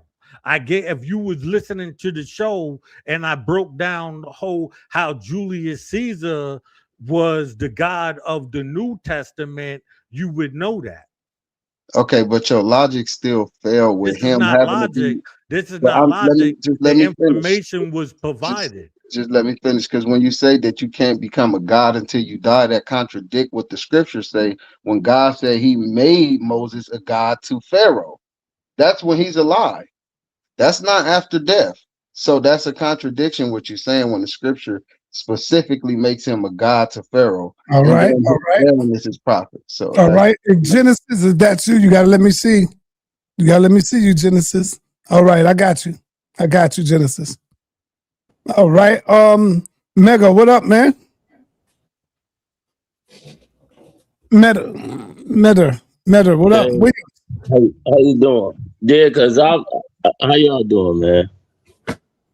Hey, I'm like, Told me I was next. Oh, hold on, Meta. You right, Apostle. Apostle, your camera's all messed up, man. Look at you, man. I forgot all about you, man. What's up? You traveling? Are you traveling? You still traveling? Keep cutting my mic off. No, I'm not I'm cutting at your my mic. sister's house. My camera. That's you My doing all that. camera is not working, brother. My camera. I'm on my laptop.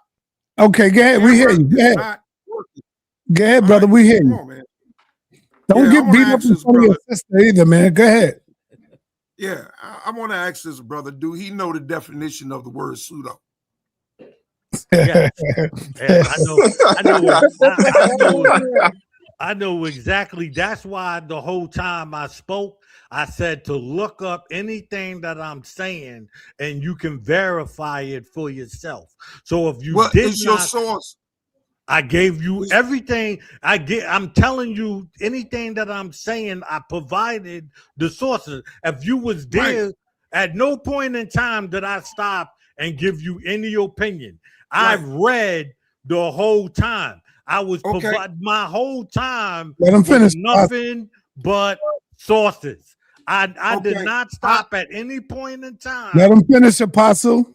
I didn't stop. I didn't even take a 15-minute break and start giving you opinions. I've read the whole time. Yes, he did. Yes, he did. Everything was a source. If you are debating, I don't need him to do that. I need him to shorten his answers. I'm not asking for. Wait, hold on. You can't tell. Hold on. I'm not when I asking tried for to that talk right to now. you, when I tried to talk to you on your show, you wouldn't even let me speak at all. Now I'm letting you speak, and you're still trying to tell me how to answer the question. I'm trying to give you the answer in the clearest way that I possibly can.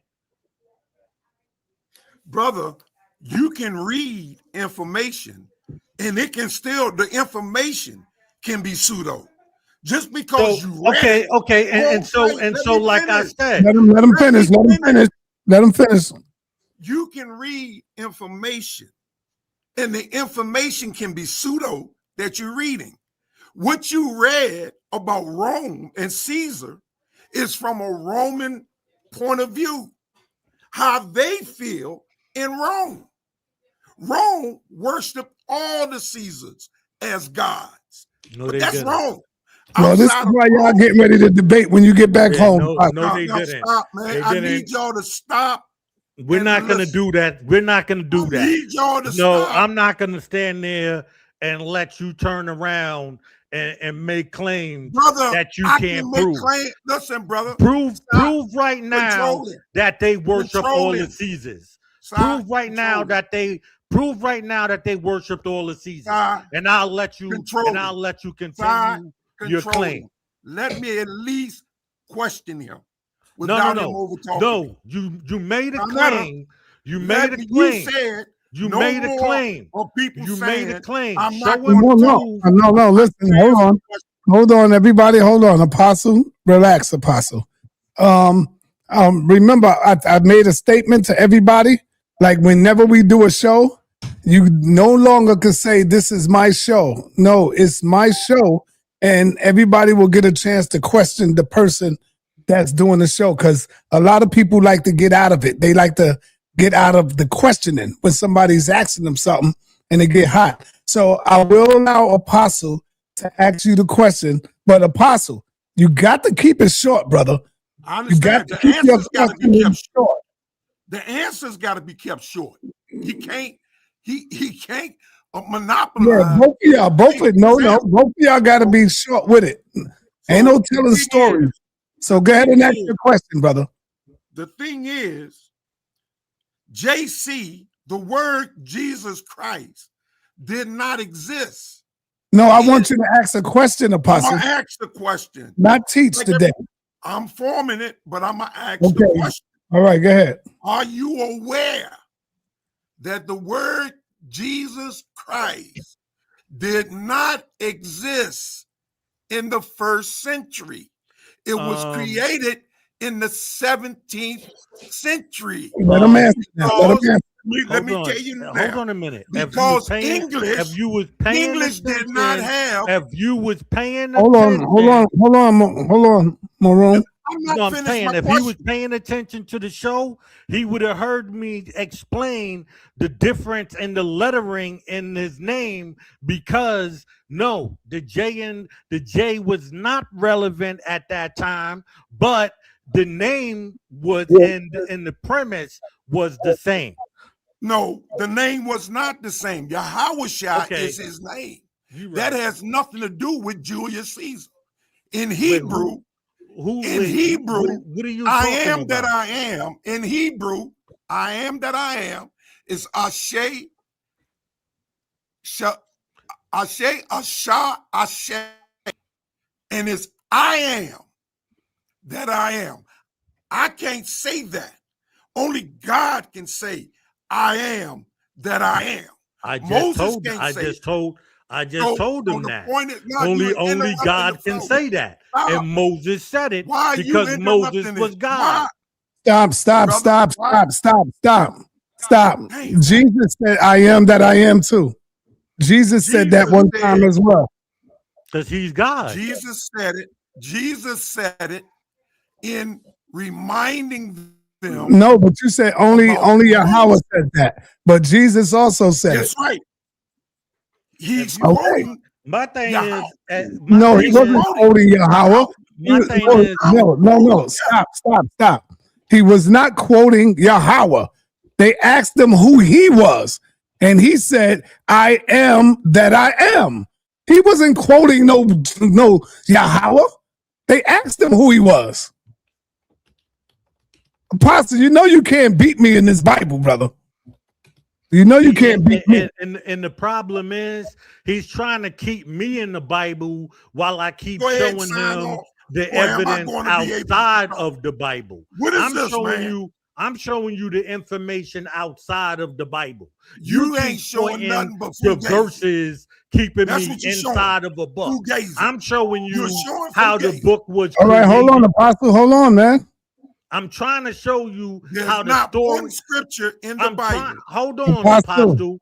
I'm trying to show you how these stories are created by symbolism, by showing you what the symbolisms are and putting them together to show how you get the story.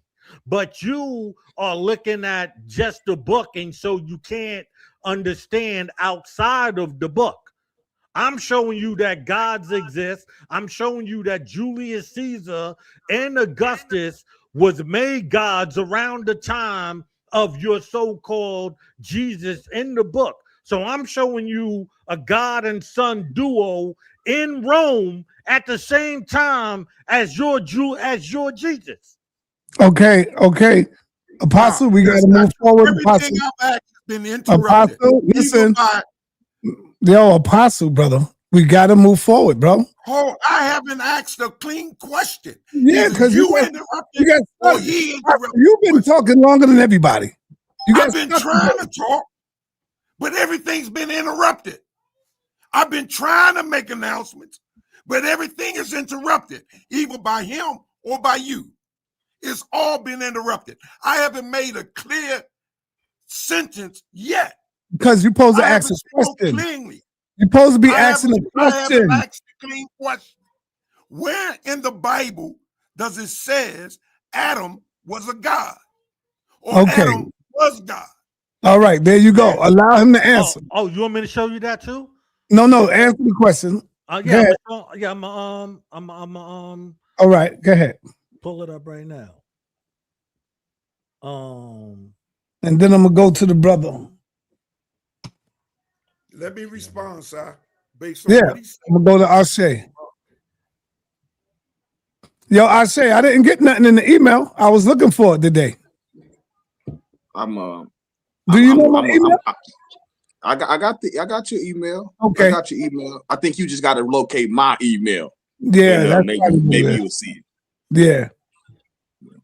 So I thought I was next, man. Okay, it says. What verse? What chapter? It says, and the woman saw that the tree was, it says, wait, and both their eyes were open and they knew that they were naked and sewed fig leaves together. It says, They become as gods. Yo, be quiet. Be quiet, Apostle. So, be quiet. Let me finish the question. Hold on. He's not right there. Let him finish the Hold on. So you're saying as God. Right? No, brother, just answer the question, brother. Answer his question. I am. I'm saying as hold on a minute, Apostle. As God is to say as to be as something.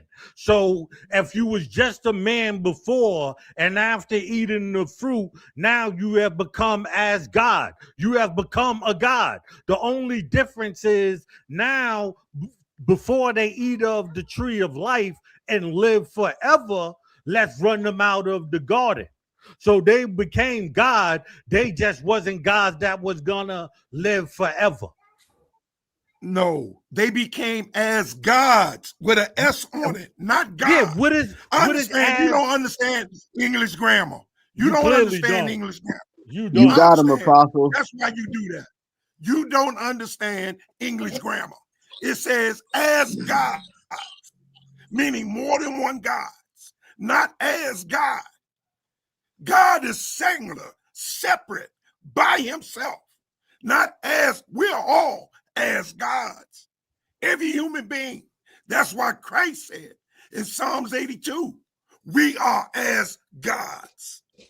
We're all as right gods. Here, but right we are here, not God. Right here, we as are not meaning. The meaning for as used in comparison to refer to the extent or degree of something. But it has to be in the biblical context. But what is God? As. All right. We got to move on. Let me go to Meta.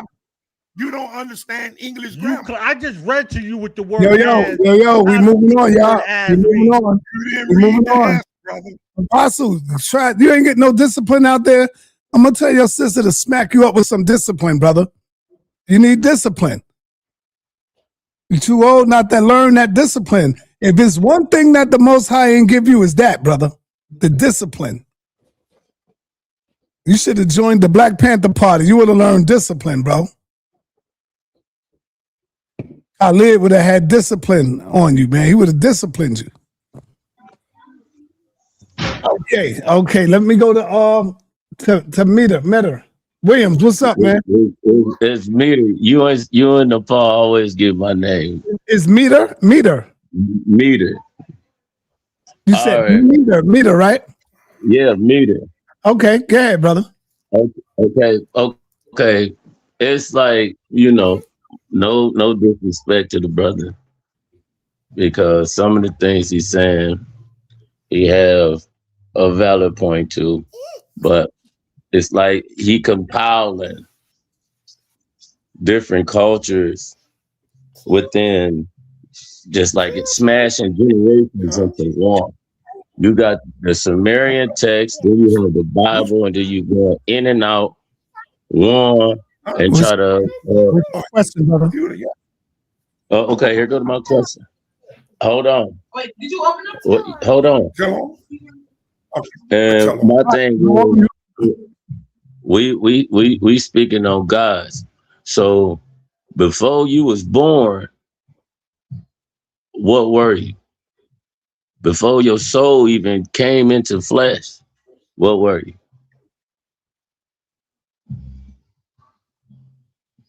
Hello? You asking Maroon that question? Go ahead, Maroon. Yeah.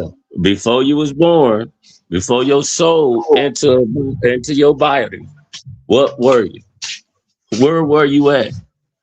Who were you? I don't know. Well, I don't You understand. you were God.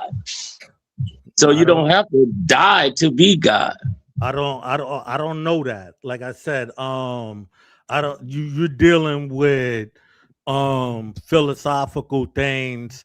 I'm dealing with on paper showing and proving gods of that time period, how they affiliated with the Bible or outside of the Bible and these religious forms, and showing that man has always been God.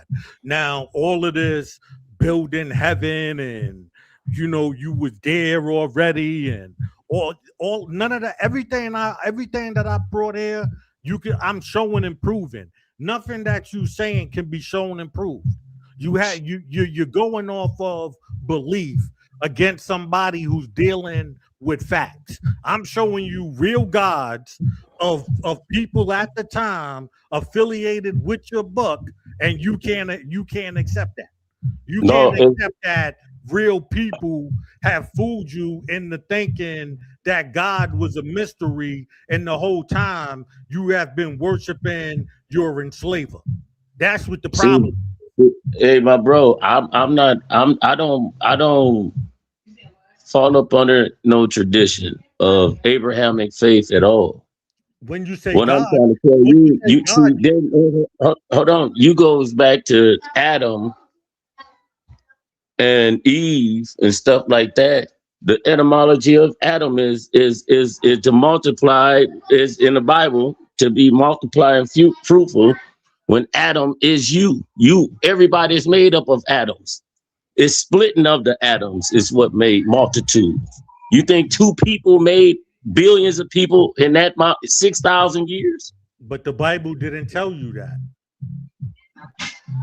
Oh my God, man. The Bible doesn't So tell you two people made everybody. Adam and Adam, but then that's when you crashes the biblical text with the Sumerian text. I'm well No, I'm learned telling on the you, Sumerian even text.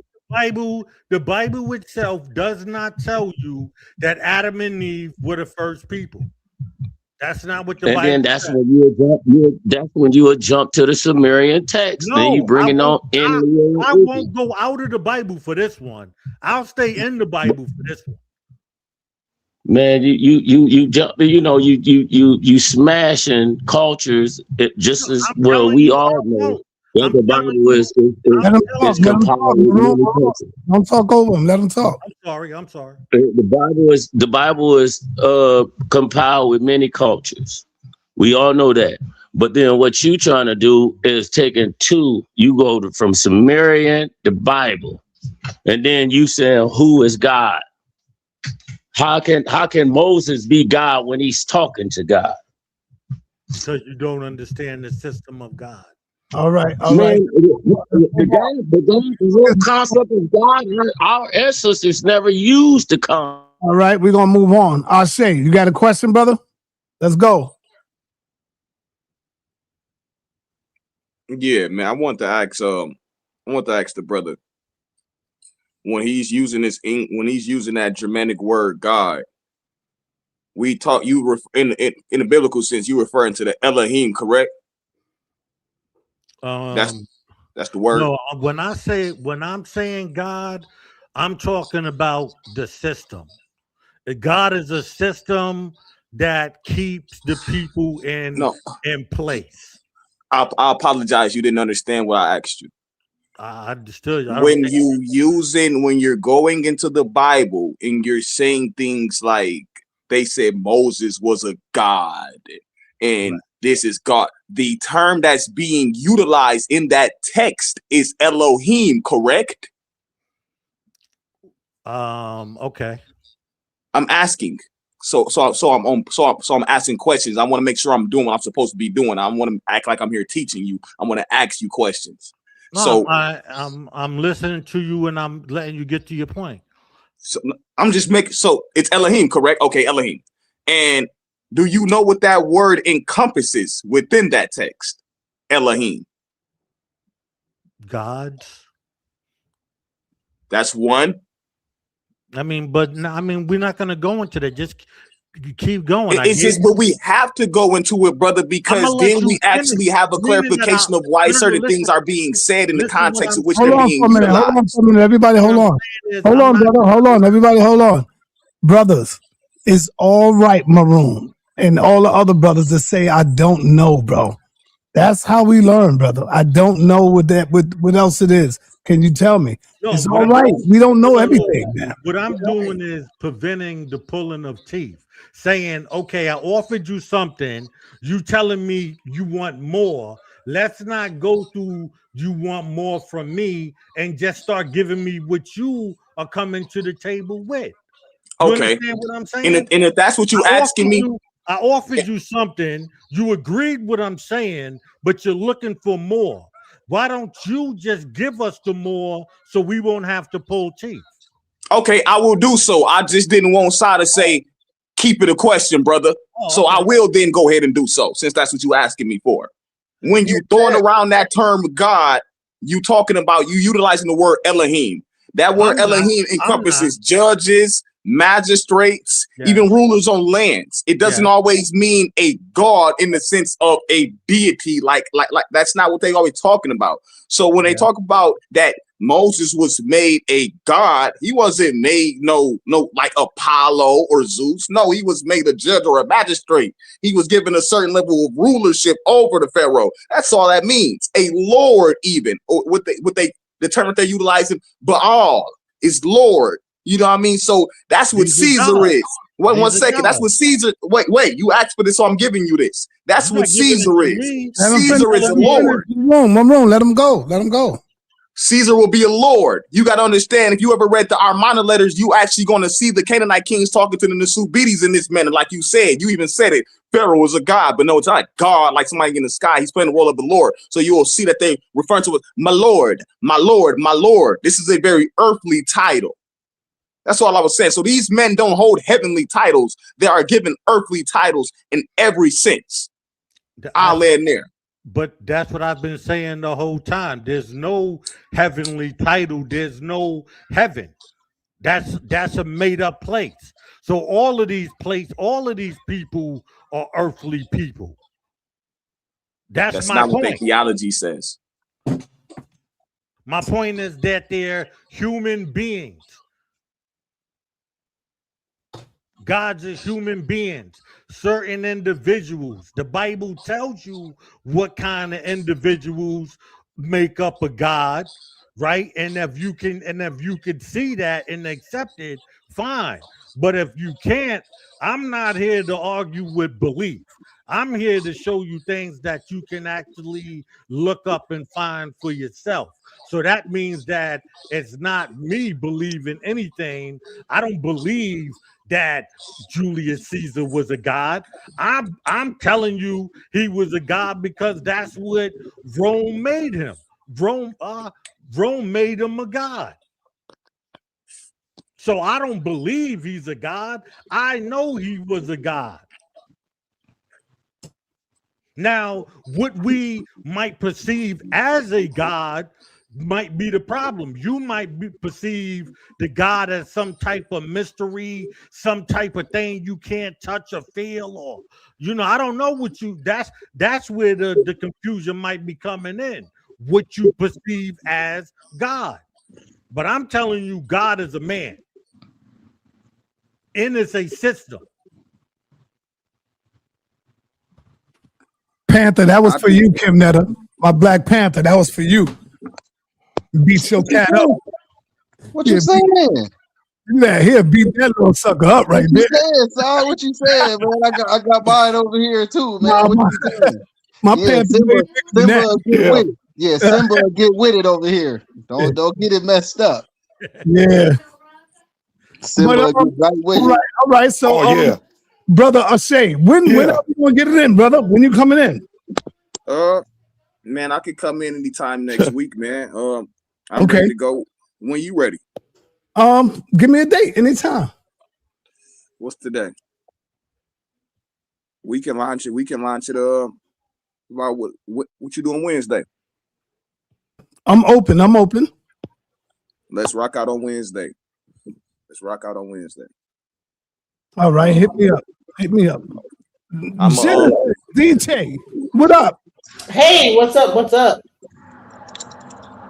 So I have a question about like the understanding of like the actual nature of God when it comes to the Spirit of God and then personified divine wisdom.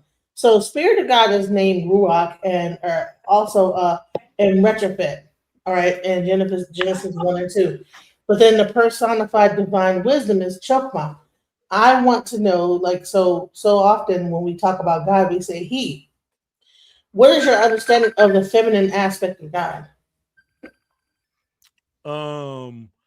Well, that's why you have a goddess. If you was paying attention to the show, I broke down how, you know, with the Roman Empire, they took out the feminine aspect, because if we look into the Babylonian calendar and we look at the weeks, the days of the weeks, we'll see that it every end of the week it pays homage to a male, a god, and a goddess. So this was taken away when we came up with the Julian / Gregorian calendar. So is the Ruach, is that the Holy Spirit? I don't Yes. I don't know about spirits. I don't know what that stuff is. Yes, it is. So the Ruach is the Holy Spirit. Okay. And that's just an aspect of God's total nature, right? So when you speak of God, why do we speak of God in a male sense? Because God is a male and goddess is a female. So you're saying God is a male and goddess is a female. But you don't think that those two are one, male and female? Do you think it's No. separate, like that goddess, that there's two separate things, God and goddess? Even if we read the Bible, if we were just looking at the Bible context and it says Queen of Heaven, right? So there's a female aspect in heaven as well. It's not just the male aspect. It says Queen of Heaven. So there's a god and there's a goddess. Trying to conflate them. Oh, well, you don't know. It's clear a god is a male and a goddess, which is just the counterpart of a god, is a female. So do you believe that everything has a dual nature? That God could also be male and female? That it could be good, bad, feminine, masculine at once? Or you're saying that femininity is a separate thing, a separate God? The goddess is separate from the God? I don't know what you're talking about. I don't know that stuff. I don't deal with spirituality and all of that. I don't know that stuff. All I know is God is a man, goddess is a woman, right? And these are just rulers. Like God is just saying a king, and goddess is just saying a queen. That's all. So